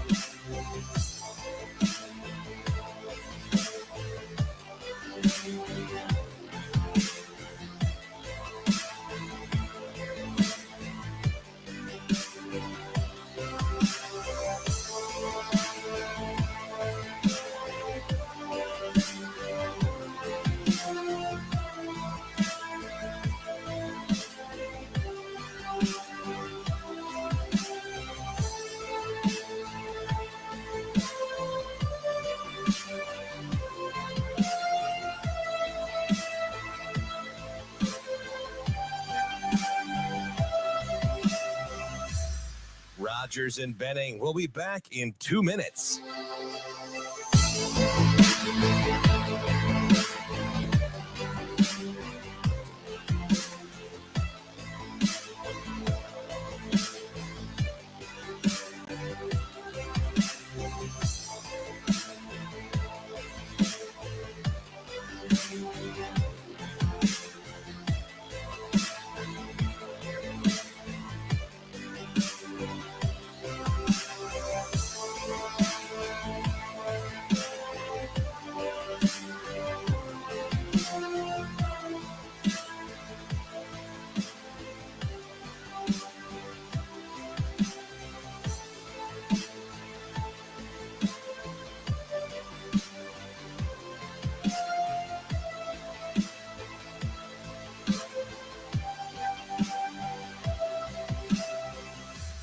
Rogers and Benning will be back in 1 minute.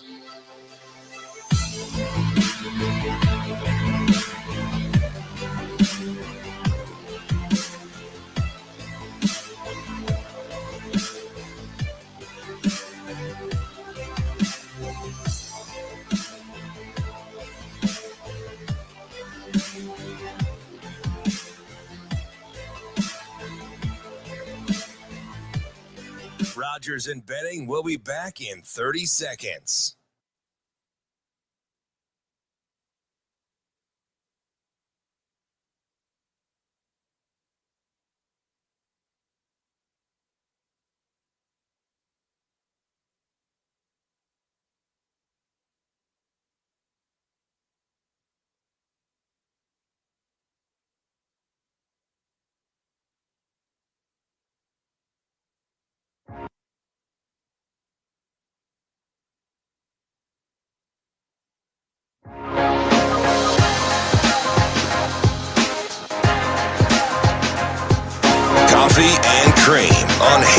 Varsity Radio with Andrew Rogers and Damon Benning. 15, and the ball game comes to a close. Michigan State over the final 13 minutes and 30 seconds outscores the Huskers 35-12 to take the win 80-67. Fighting for it, somehow came away with it and now has 1,000 career points. Maybe more bucket. Bigger than that one for KU. Timeout. Missed it. Bradley lost the rebound. Dagenhart to Smith. And Boise State is going to come back and beat number 18, San Diego State.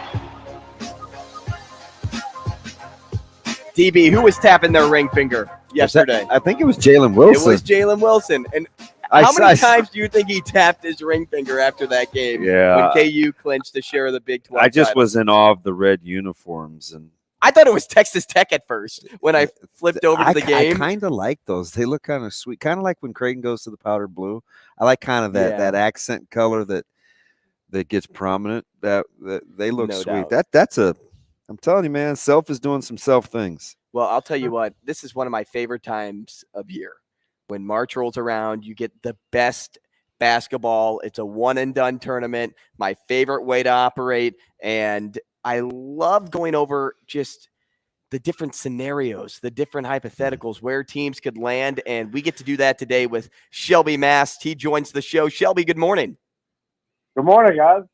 Shelby, we're still gonna be buddies, man. I've been talking to you for some years, and this isn't like when Nebraska's fan base is on you a couple years ago about a 48 net ranking. It's, man, you got my Tar Heels as the first 4 out, man. He's not the only one. I'm in my feels.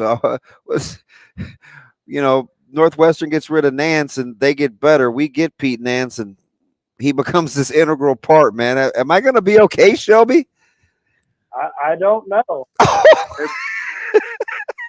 They're in the same spot where with about a game ago or 2 games ago, everybody had them out, including me, and they got a couple of wins, in tournament, and that moved 8 seed, and you see what happened then.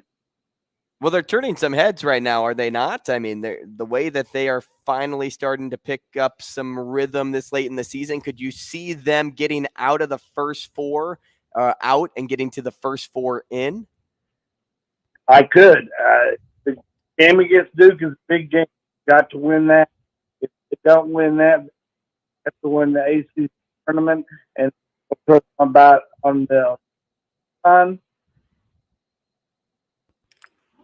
Shelby, you've done this a long. We still got you there, Shelby. You there? Yeah. Okay, there you go.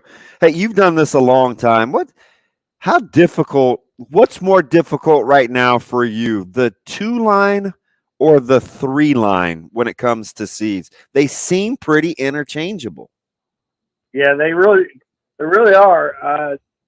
My biggest thing for the past week has been Purdue and UCLA. I'm just looking at their resume. Baylor has so many more quad wins. UCLA has a better record. It's come down to this weekend to the last 1 season. As you look at the conferences here too, Shelby, the Big 12 may not have every team or the most amount of teams in regards to the bracket, but they sure as heck have the 1s and 2s, and if not the majority of the 2s, if you're depending on what bracket you're looking at. You have Baylor in the 1s with KU, and then you have K-State that dropped out into the 3s, but for the most part, they're right around that vicinity. Do you think the Big 12 is running it right now? It kind of seems that way. I mean, you're saying they won't have the most, but they'll have the highest in. And so it's 10 teams in that conference that get through double during the season, so we know who the best is. And it's just so tough conference. And talking with Shelby Mast, he's got bracketwag.com, man, and it is current and up to date. I'm going right to the 5 line where I see the Creighton Blue Jays sitting there at 18 and 11, but I'm looking at the 5s as comps. Creighton, Miami, who very well may be the best team in the ACC, at least with some upside. And no disrespect to Duke, because I am fearful of this healthy Duke bunch.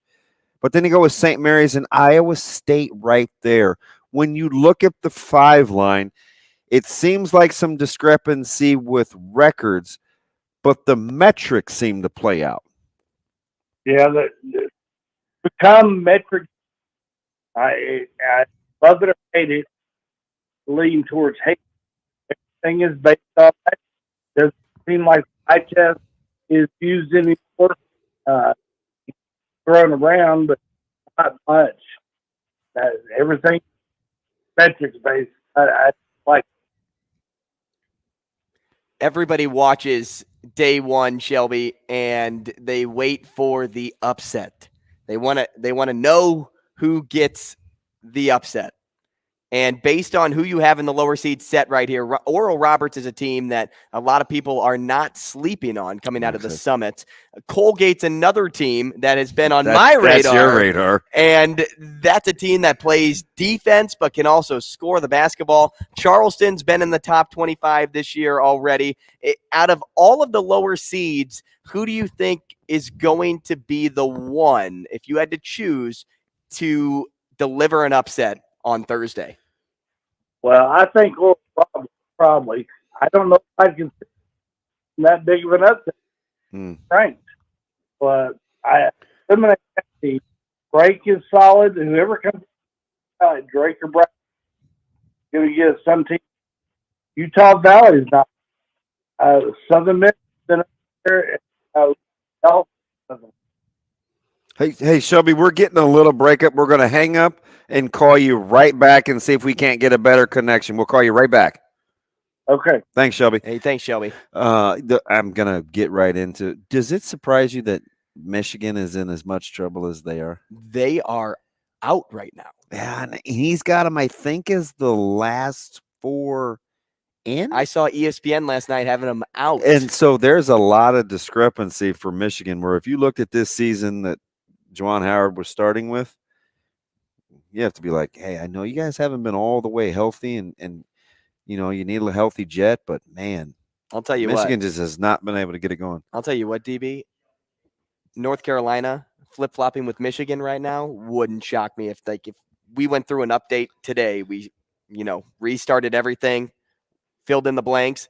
Wouldn't shock me if UNC takes that spot for last 4 in and Michigan falls to first 4 out. We got to figure out how to make sure that the wheels don't fall off. You're heading into ACC play. We got Shelby back, Shane. Shelby, you there? How do we sound? Is that okay? I'm better. Hey, there we go. Yeah, that sounds a lot better for us. We were just talking off air, Shelby. I'm surprised that Michigan is in as much trouble as they are. I looked at a couple of mock brackets last night. They weren't in it. You have them kind of fighting. They're the last 4 in with Nevada, SC, and Arizona State. When you look at this Michigan team, how much work do they still have left to do? I think they still need to win a game in the regular season, maybe 1 or 2 in the tournament.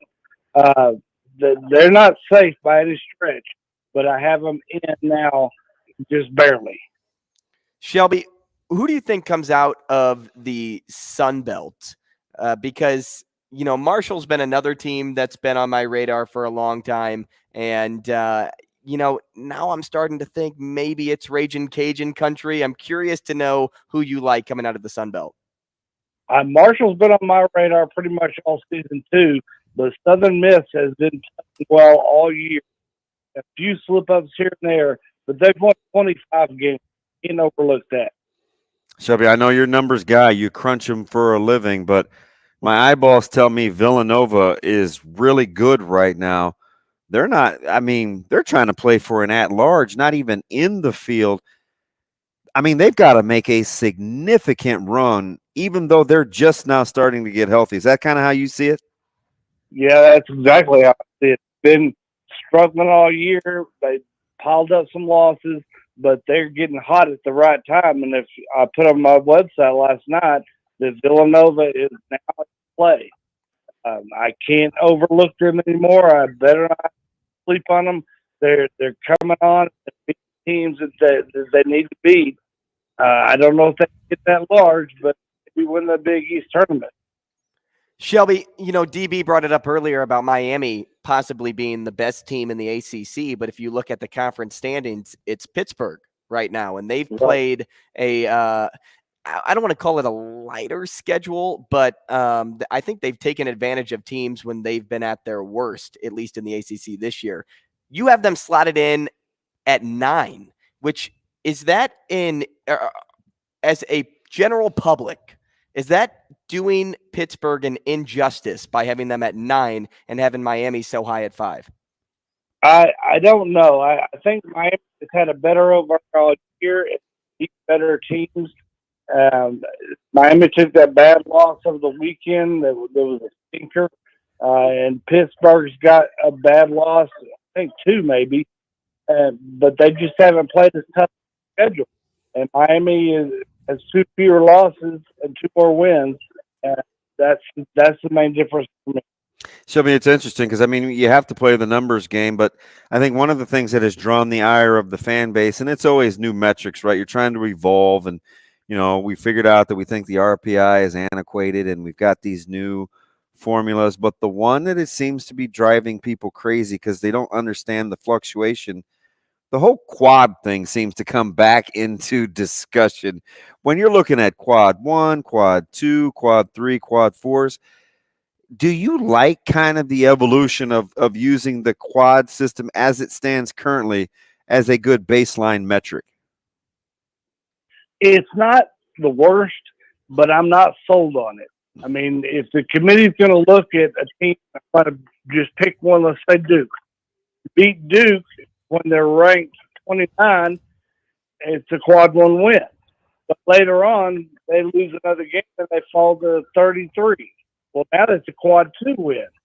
You beat Duke when they were good. That should be all that matters. And I understand why they're doing this. It's a sorting tool. I'm not sold on that because they can't release the formula. Part of it is AI learning, and I can't get behind a computer learning how good a team is. Shelby, I'm looking at kind of the Big Ten. Andrew and I we've been talking about this the last couple of days. It seems like Michigan State has the most room for growth, right? They had the most things to overcome early in terms of injuries. But when we talk to national guys, they love Illinois in terms of kind of being that team.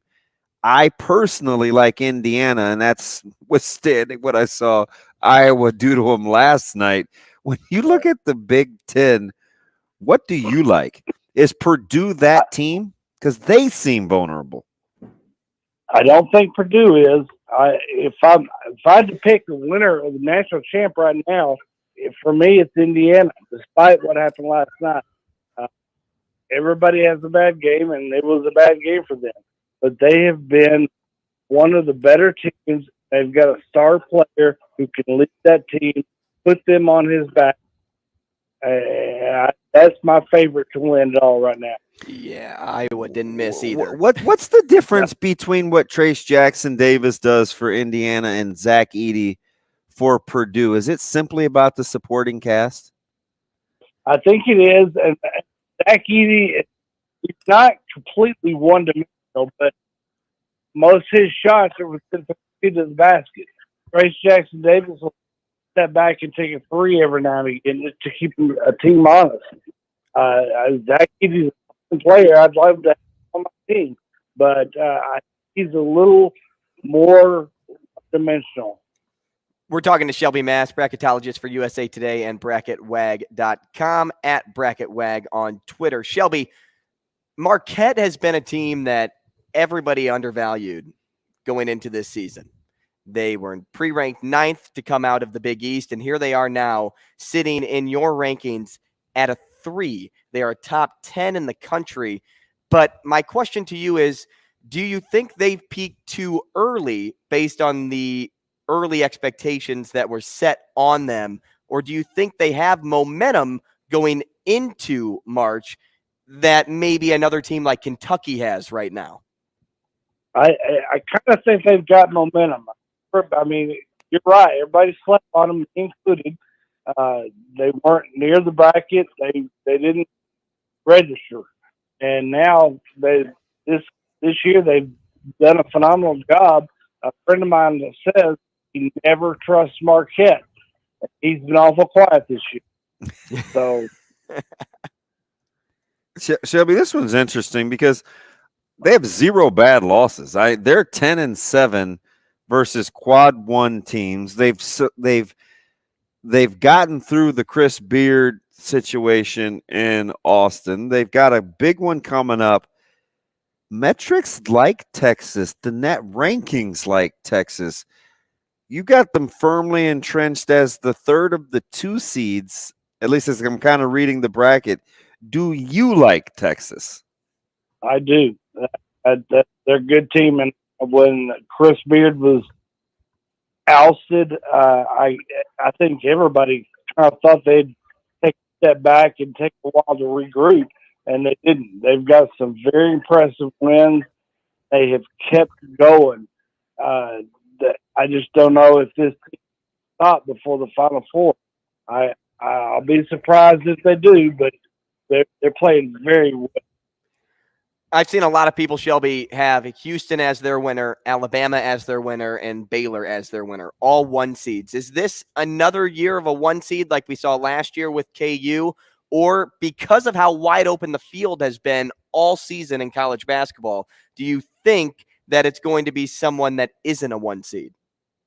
I think it's going to be someone that's not a 1 seed. You don't have that 1 or 2 teams that are just blowing everybody away every game. Everybody's kind of even. There is differential between the seed lines, but for the most part, they're pretty even. And I think it's going to make a great tournament. Shelby, I'll get you out of this. Just another Big East question. We were talking to our Creighton beat writer the other day, and we were kind of going through teams in the Big East that have maybe gear is too strong of a word, but a little something left that we haven't seen before. And he referenced UConn and said, hey, listen, I think we forgot how good UConn was early in the season. Now the backcourt play is kind of steady. They've got some horses that they can go to. How do you like UConn in terms of, are they in that Michigan State category where they can take it up another notch, or you think the body of work is what it is? I think they've done a great job. They started off the year undefeated for 14 games, I think, and they had a stretch where they lost 6 in a row, I think, but they have turned it around, righted the ship, whatever you use. They're a tough team, and I think that is right that a lot of people have forgot about them. But don't sleep on them in March. Shelby Mast, we appreciate your time this morning. Thanks so much, and hopefully we talk again soon. Glad you did, guys. Thanks, Shelby. See, that's why I love talking brackets. You get all the way up and down the charts, DB, of nearly every college basketball conference, every college basketball team. And because of the fluctuation that we've seen this year, I still have no real grasp on what I'm going to do when I have to fill out my bracket. Yeah, and it's interesting, right? I mean, if you go to bracket wag.com, you can kind of see it. And it was last updated this week, I think the 28th, so yesterday. Last night, there's a couple of little surprises. West Virginia, who I just was talking about them last week against. Who'd they get blown out by? Was it Okie State? They were kind of in this one early. Oklahoma State. I don't. They're just a team that when things are going wrong, they are going wrong. They can't they can't buy a bucket. They can't defend. But when things are going right, I'm like, man, this team could upset anyone. So of the power conferences that are supposed to be good, you realize that the Big 12 is the one I feel like I have the least handle on. Because it's hard for me to look at TCU. I mean, I like K-State because, they got a bona fide bucket getter, and I think they've won 3 in a row. I don't love Iowa State. They're trending in the wrong direction. And I certainly don't know how many in a row has Okie State lost? 4 or 5? I don't know. Not good, even though they had that comeback. Outside of Kansas, Baylor, and Texas, I don't know how good I think I don't know how good I think the Big 12 is. Now, I do tell you the team that would scare me that doesn't get a lot of national run in the Big 12 is Kansas State. Because they do have a bona fide bucket getter. And we can debate whether he should have been in Lincoln or not. We won't get into that. But that team does scare me a little bit. I just don't feel like I have a good handle on the middle of that pack. That's the same with me with UCLA. I just I like, you know me, and I like UCLA, and I've liked them from the very beginning. I like UCLA. But going back to just the point you just made, how good is the Pac-12? And I get it, especially with teams like SC on the bubble and Arizona State, right? It's like Arizona State just went into Tucson and won. And, you know, Arizona has some of those head-scratching losses, but they're a juggernaut offensively. No doubt. You know what? I like UCLA because I think they're athletic enough on the wing. They're good in the backcourt.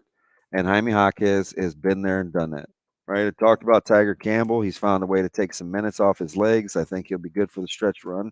And I think this is a team, because of the last couple of years, and this happens sometimes, and basketball affords you this luxury.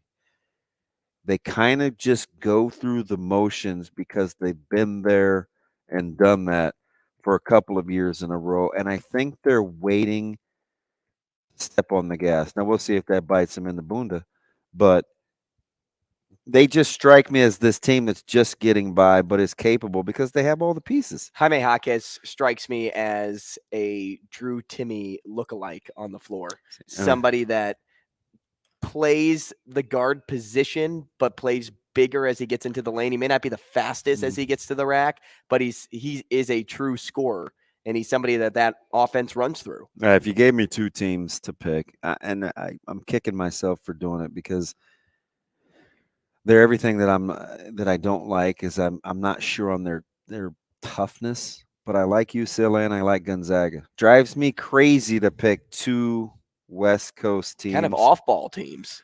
But I like, you know, if I gave you two picks, okay, so one for margin of error, like what two teams are you taking? I would take Alabama. So is everybody. I don't trust them. But I also like Baylor a lot too, but I'm not going to take both 1 seeds because I think that Baylor's another team I don't really trust. See, the way that just they play and they shoot so many threes. Yeah, but they make up for a lot of their mistakes on defense. I like Bama. I mean, who doesn't like how well Brandon Miller's been playing despite everything that's been going on the back end away from basketball. Another team I really like, and I've kind of rode this for a while, but it's Texas A&M. A&M's a team that, you know, has kind of just been doing enough to get by right now, but I think they have more to give. Do you remember a month and a half ago, the team in the Big Ten that I said I was captivated by the most, but I'm not sure? Illinois.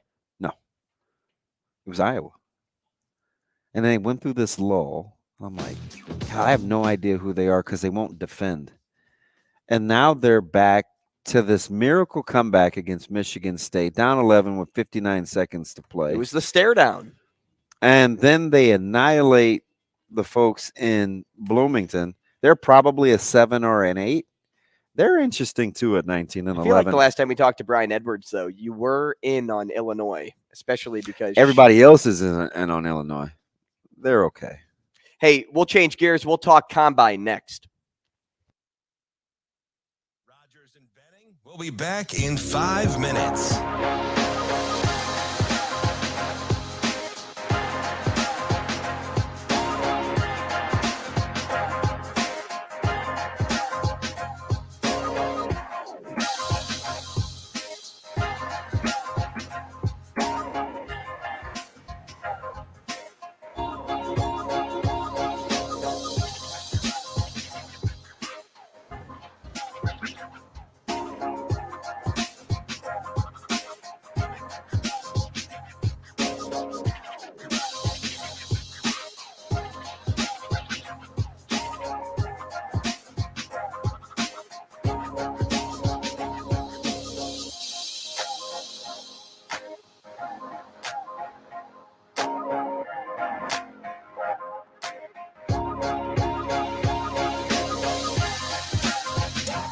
Rogers and Benning will be back in 4 minutes.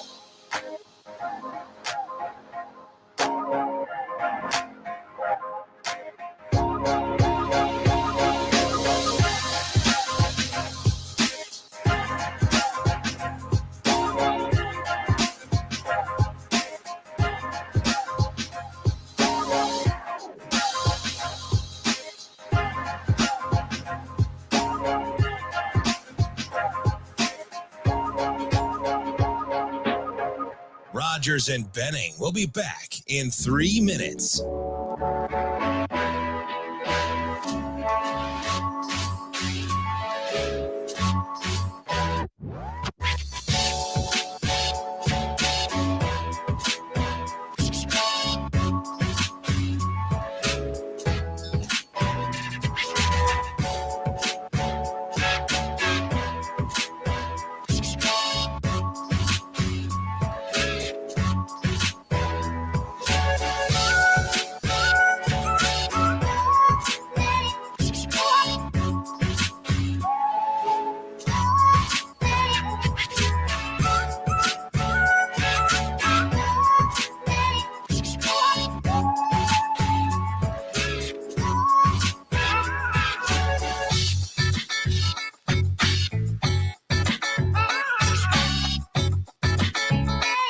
Rogers and Benning will be back in 2 minutes.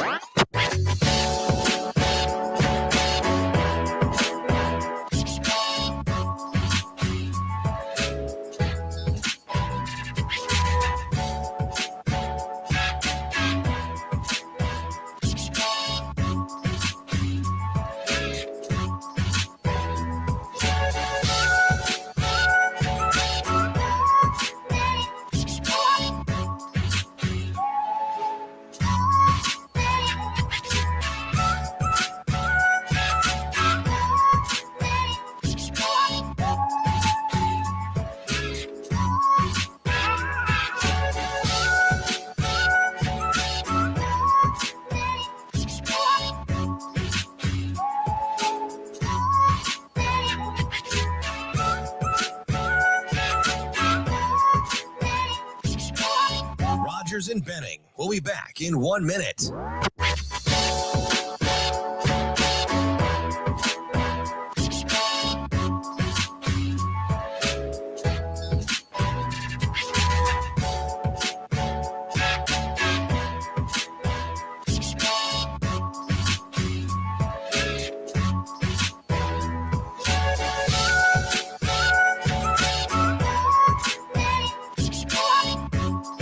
Rogers and Benning will be back in 30 seconds.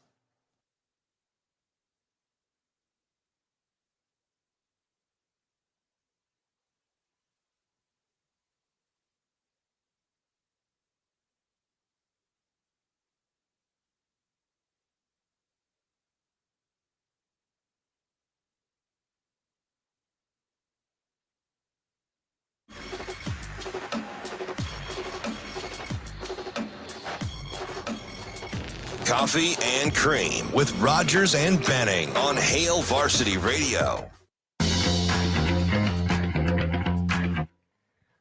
Welcome back to the show, 888-638-4876. If you'd like to get involved, it's Coffee and Cream in the morning on Hale Varsity Radio, powered by Currency. He's Damon Benning. I'm Andrew Rogers, and we're happy to have you with us. 9:29, the official clock here at Hale Varsity Club. The sun is out. The sun is shining. Is it supposed to be nice today? I think so. It's always a nice day, though, when you get to talk with Damon Benning, right? Not right? That's what it is? Depends on who you ask. I don't know. I feel like I always have a good time. Whether you throw shade or not, I'm having a great time. Shade. So we're in the low 40s up until Sunday. Sunday we may see 50. Then it chills off a little bit next week. I think we're 48 tomorrow. We're 41, or today we're 41 tomorrow. Well, over the weekend in Milwaukee, it's supposed to snow. Yeah. So as long as you get some Embiid and some Giannis. Yep. And I watched his highlights last night, and I'm like, Dude, he is back. Dude, how good is Giannis, though? Is that freak? That's 15 in a row. Do you fear the deer? Yes. That's the second time in a couple years that they've won 15 in a row, though. Isn't that weird? Like, they're regulars. He's unguardable. But that's how I feel about Embiid. You picked a good one. Not bad. Yeah, who'd they beat? They beat Brooklyn. I know you're not all in on the NBA, but I think the Bucks beat Brooklyn. I can follow along, though. I play 2K. Oh, jeez. No, I'm just kidding. No, I watch the highlights. I just won't sit down and watch a regular season NBA game. Oh, you're one of those. Unless it's in person. It's cool to hate on the NBA. I get it, especially here locally. Like, it's hard. It's hard. It's not a hate. It's a personal preference. It's hard to find. If you give me NHL or NBA, I'm taking NHL all day. That's tough. Depends on who's. Did you by any chance catch any of the Calgary Boston last night? No. I think shots were 58-19 in favor of Calgary. Calgary, as my former mother-in-law used to say. Like on goal or just total shots? Yeah. And they lost 4-3 in overtime. It was something like that. Because the last time I looked at it, it was 3-2 Calgary heading in the third period. It was. I'm close. I can't wait to look this up. That'd be insane. Oh my! I'm close. What was it? 57 shots against for Ullmark, and he had 54 saves. Yeah. And how many? What? So what? Boston? 20. Yeah, I knew I was close. You're insane. I knew it. I'm like, there's no way that's right. And they lost. How do you shoot the puck 57 times? Get and it only on score net. 3 goals. Get it on net. Boston may. And at this juncture in the season, it's not lucky, but man, I'm not surprised when it comes to that team. Man, do they come? They're unbelievable. Yeah. The Rangers are trying to do all they can to compete right now. Listen, I kind of like them because of all the trades they're building. They have some depth. Let's see if they live up to expectation, though, because they sacrificed. I know it. They sacrificed youth for a win. Yeah. And it's got to come relatively soon too, because Igor is a stud. You built now. He was pegged as a youngin too, and he's delivered. Oh yeah, and they've built around their lineup. You know what's crazy too, and I know we're going to talk. We'll get to the combine here in 1 minute, but I want to just make this point, and then we'll change gears. Yeah. I was talking with a buddy 2 days ago, and he goes, "Man, they need to realign the Western and Eastern Conference because the Eastern Conference is so much better than the Western Conference." And I'm like, well, geographically, that's how those are built. It's not like, hey, let's just grab this team, put them here. Mm-hmm. But, to some degree, I was like, yeah, the Eastern Conference this year in particular is the one that it's like, hey, if this team doesn't get into the playoffs, but the Winnipeg Jets do with, 8 to 10 to 15 less points, that's just the nature of the beast sometimes. So, like, when you look at hockey odds, how many teams do you look at in the West that you think could actually win the Stanley Cup? Not that you have to convince yourself, but that you feel good that they're in the hunt to win a Stanley Cup. Do you want me to give you a number or the team itself? The teams. Well, you can give me a number. You can roughly give me a number. I don't expect you to know off the top. I would say I think the Avalanche could go back to back. How many in a row have they won? Not 6. I think they've won 6 in a row. 6 in a row. They've been doing some good things. Yeah, I know. The Avalanche are that team, and probably the only team I feel confident about in the Western Conference. And they jumped up like 4 spots in the standings just over the weekend. Do you over the Flames? Do you have to convince yourself, or do you think the Vegas Knights are capable of? I think the Knights are capable, but I just have never liked the Knights, and I don't like their roster. I don't like their lineup. Let me give you one more. The Kings? No, I don't think they're capable. Now, again, this is where you don't have to convince me and give me scenarios. You just say one name, and I say yes or no. Stars or the Wild? Stars. Okay, so I think there's probably 3 teams in the West that can win. Now you go over to the East, and it gets hectic in a hurry. You know why? I mean, outside of the Avalanche, who have offensive firepower, the Stars don't really have that. But why are they in that conversation? because of Jake Ottinger. Yeah, and they know how to play, right? If they want to grind, they can grind you a little bit. Then you have the rookie over in Vegas who's been playing unreal. I don't even want to jinx him, but I'm going to ask it out loud. Do the Maple Leafs finally get over the hump? Dude, I don't know. They always go all in, and I don't know how you don't win with Austin Matthews, John Tavares, Mitch Marner, William Nylander. I don't know how you don't win. They're starting to get hot. I thought they were going to trade for Patrick Kane. Like, I know all the reports I don't think they can the Rangers. I don't think they could afford him. Yeah, well, how much is on his contract? Like $2 million? Yeah, 2.4. Are you just gonna rent him in your clubhouse? Of the young, kind of not so young anymore guys? Yeah, I don't know about that. It would have been a total Maple Leafs move. I think you have to have you better have a good clubhouse for him. It seems. I don't know the guy. We don't hang out.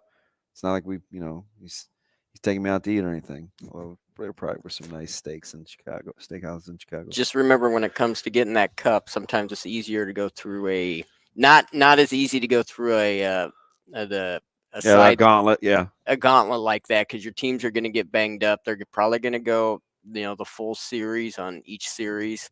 It's going to be tough just to get to the cup out of the East. No doubt. Hey, do you watch the combine? Like, are you an avid watcher? Like, I'll sit down in front of the TV, or is it on in the background? All in on combines. I think it depends on what day it is for me. Yeah. Like, I love Saturday because you have those skill positions, quarterback, wide receiver. I'm not as much dialed in the early week. It's probably more of a background thing for me. Like, I'm not like, hey, everything turn off, phone aside, laptop aside, I'm watching the television. But for the most part, it's easy for me because it's in my library. So I can always go back and watch. And sometimes, I always talk about this with people. Like, do you want combines to validate what you see on film, or to have to make people go back and watch the film? And I think you always want it to validate the tape. So that's kind of what I sometimes like to go back and look for. Heck, I was paying attention a couple weeks ago when was it Chuck Smith and a couple guys who had the HBCU combines a couple weeks ago that I was paying attention to. And so I like that stuff. I'm not like an underwear Olympics workout, like have it be linear kind of guy, but I do think, I do practice like facility for the Saints. Yeah, I do like to see if athleticism meets production. So I always like to and have that's it in kind of library. the conversation surrounding Trey Palmer is, he's athletic, he's fast, but the biggest knock scouts have given him are, can he catch the football in a contested environment? So you know what else is interesting? I kind of heard this late, especially a couple weeks ago. People wonder, now this is backwards. Is he as fast in real life as what the rumors are and how he plays on tape? Because at the Senior Bowl, like, there were days that people thought he lacked explosiveness, and I was like, if he's doing it on tape, that should be what matters. So I guess it depends on. Now he has had a case of, it's not the dropsies, but consistency in terms of catching the football have been a little bit of a thing. And I think even Nebraska fans would say that. Let's just say speed, I don't think is a factor. I know people have questioned it, but this is a guy that thinks he's going to run a low 4.3, 4.2 at the combine. So who was the guy that Nebraska fans took to task on Twitter that was reporting from the Senior Bowl? Yep. And he clapped back at Nebraska fans about, and it wasn't a huge rider. And he got into trying to explain why he felt that way. Over, like, what he felt like the hype was surrounding versus what he's actually seeing, not the fact that he wasn't. And it's because all Nebraska fans got were clips of Trey Palmer's best stuff, and he's like, I've been sitting here all day, and I have a larger sample size to go off of why I said this. So I thought that kind of became a thing, which is why, like, let's see what happens when he goes against Riley Moss and guys like that, who I still think Moss is going to go inside of 2 rounds. We're going to talk wide receiving room tomorrow on the show. 3 for sure. Matt Rule signees from his 2018 recruiting class posted the fastest 40-yard dash times, and wide receivers were a part of that room. So if you stick around and develop, you can be a pretty good Sunday guy. Coming up next, 2 for You.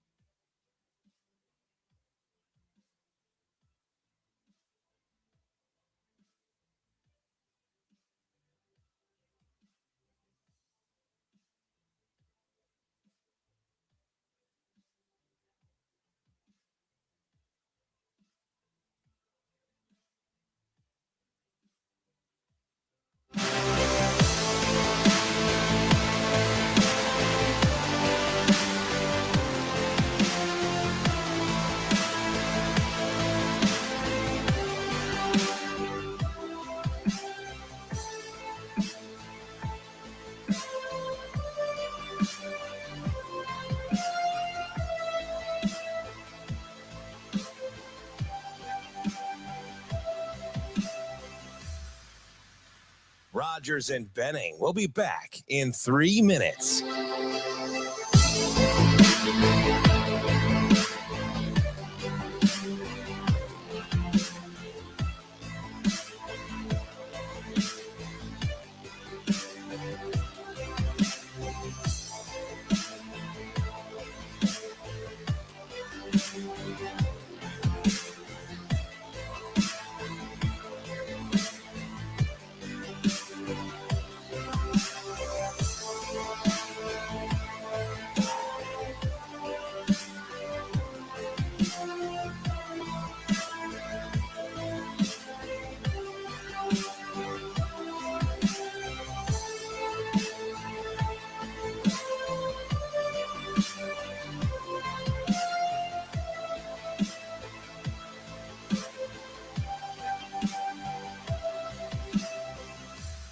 Rogers and Benning will be back in 2 minutes.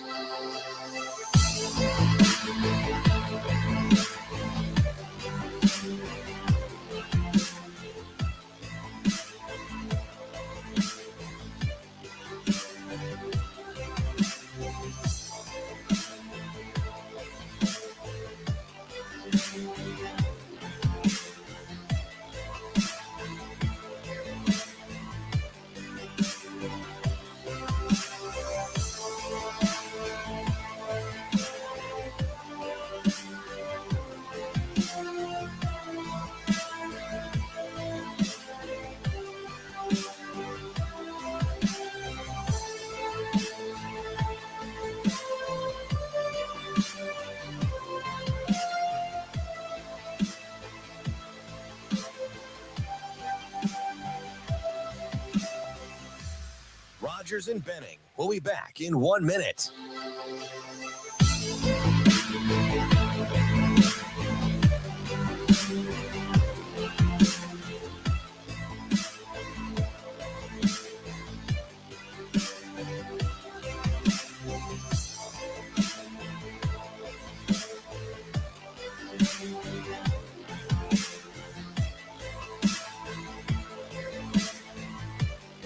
Rogers and Benning will be back in 30 seconds.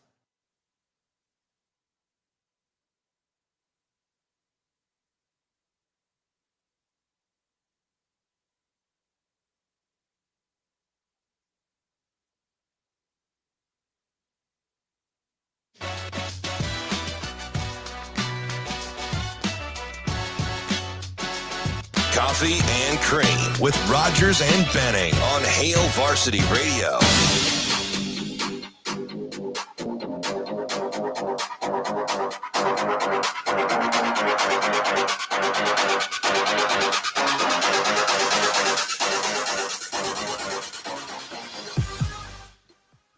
Welcome back to the show, 888-638-4876. If you'd like to get involved, it's Coffee and Cream in the Morning on Hail Varsity Radio, powered by Currency. And now it's time to hear from you. We want to give you a chance to take home some gift cards courtesy of Hail Varsity Club. We do it every Wednesday. Normally, it's to close the show. It's 2 for You, one of DB's favorite games, one of Shaner's favorite games. Well, maybe not Shane's. He struggles with this. That's one of my favorite games. The game where I have to write stuff down?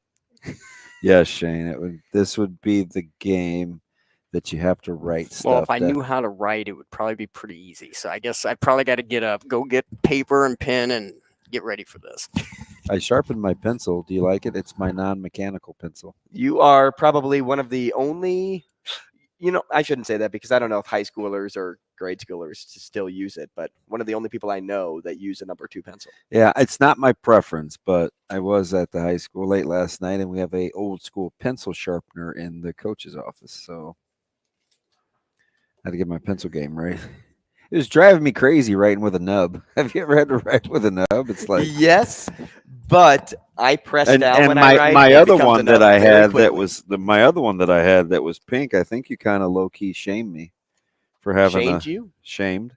I never once would I have done that. It's mechanical. That's my jam. I used to put it in my ear. People are like, why do you have a pencil or magenta or pink or purple or fuchsia pencil in your ear? It's like it's for decoration. No, I'm just playing.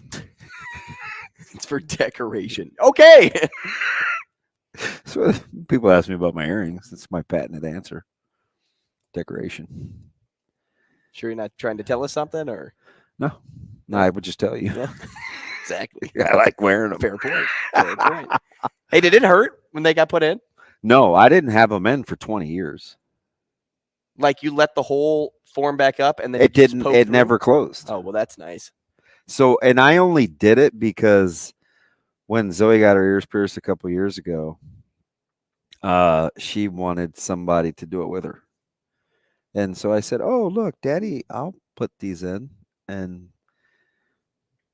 before you know it, she had earrings because we waited a little too long before we got them for her. So then she was terrified. You either go super early or you wait till they're old enough to know better. We were like in the middle at 2. Wow, that's early. No, it's late. You want to do it early before they know any better. She's just cognizant enough of what's going on. Is late? Far be it from me to be the expert, but I think most people would think 2.5 is late for girls. Maybe. I know my sisters never got their ears pierced until they were in high school. WWBD.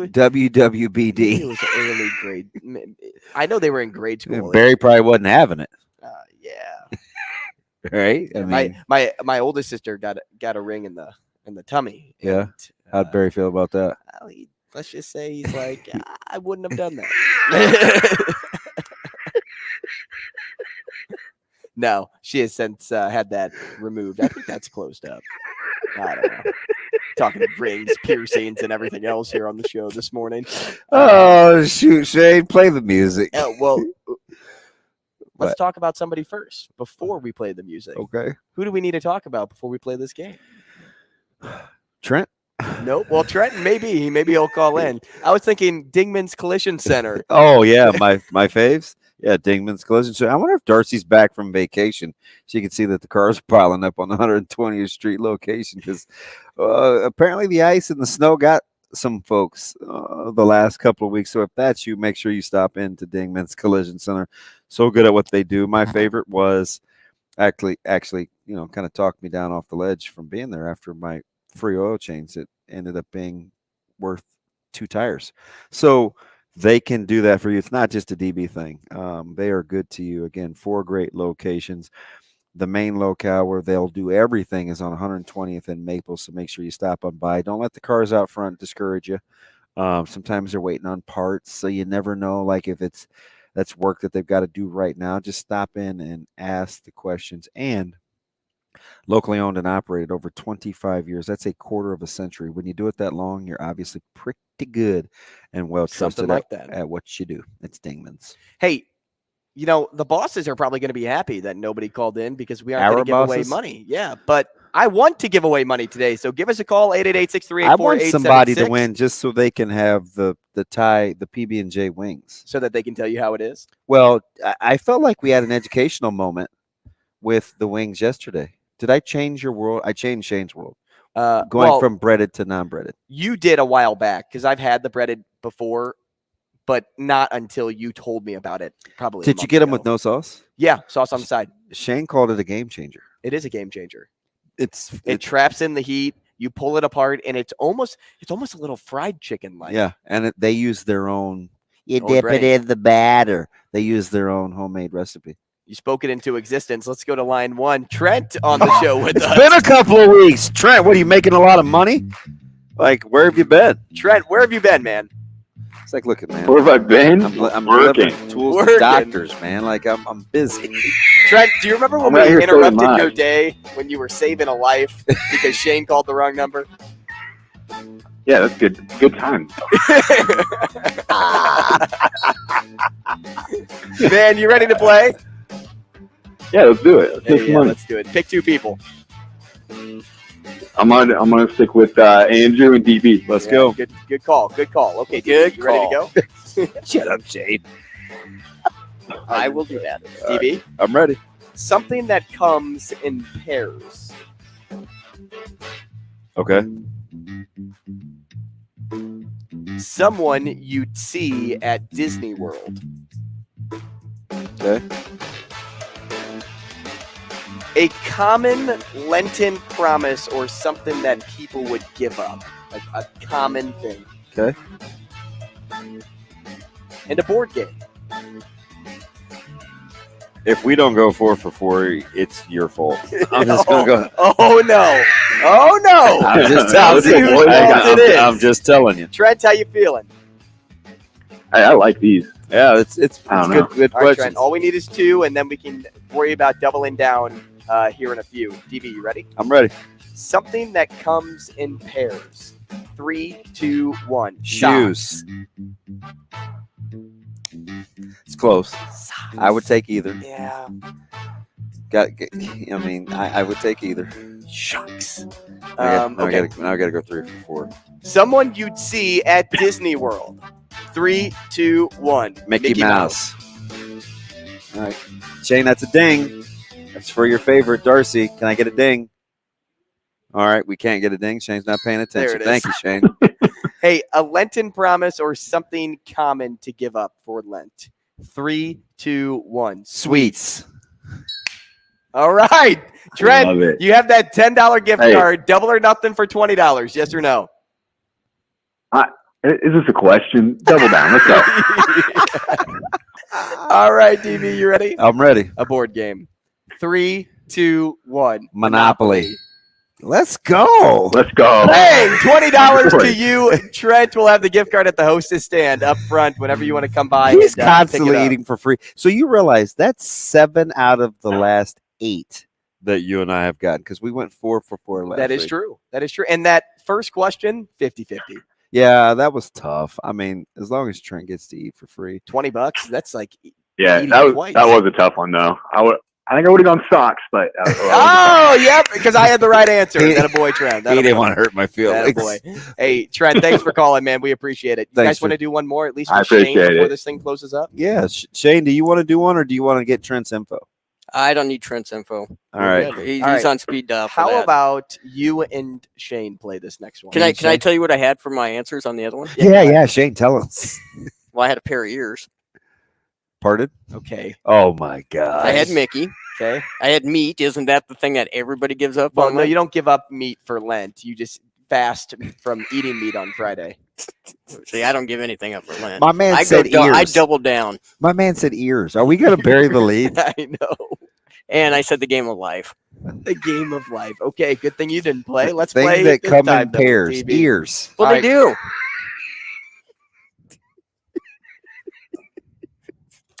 You guys ready? I guess. Here we go. Start the music, Shaner. Wow. A football movie. Oh, come on. Are you serious? I am serious, and don't call me Shirley. Oh, boy. Okay. Wow. Right out of the gates, huh? Okay. Shane, you good?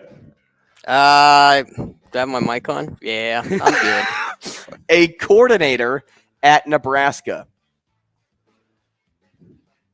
He doesn't know. Like currently? Currently. Yeah, I wouldn't know. I don't know. You wouldn't know? Not a chance. All right, Not a should chance we replace the question? Should I say Bob Diaco? He was in the news yesterday. Shane, an energy drink brand. Okay, that's fair. All right. A former Nebraska running back. Okay. Wow. He's going to overthink it.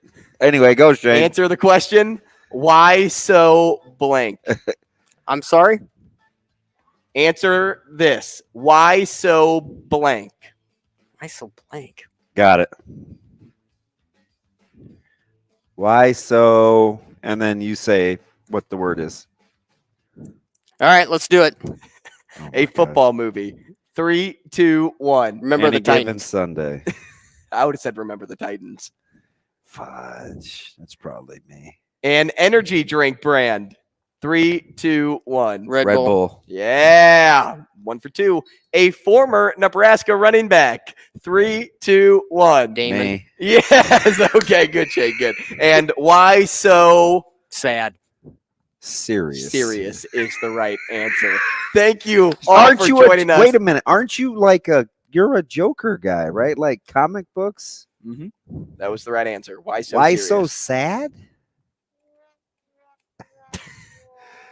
God, he drives me. I'm still tripping off a pair of ears. Pair of ears. Well, Hey, things that come in pairs. Don't you have a pair of ears?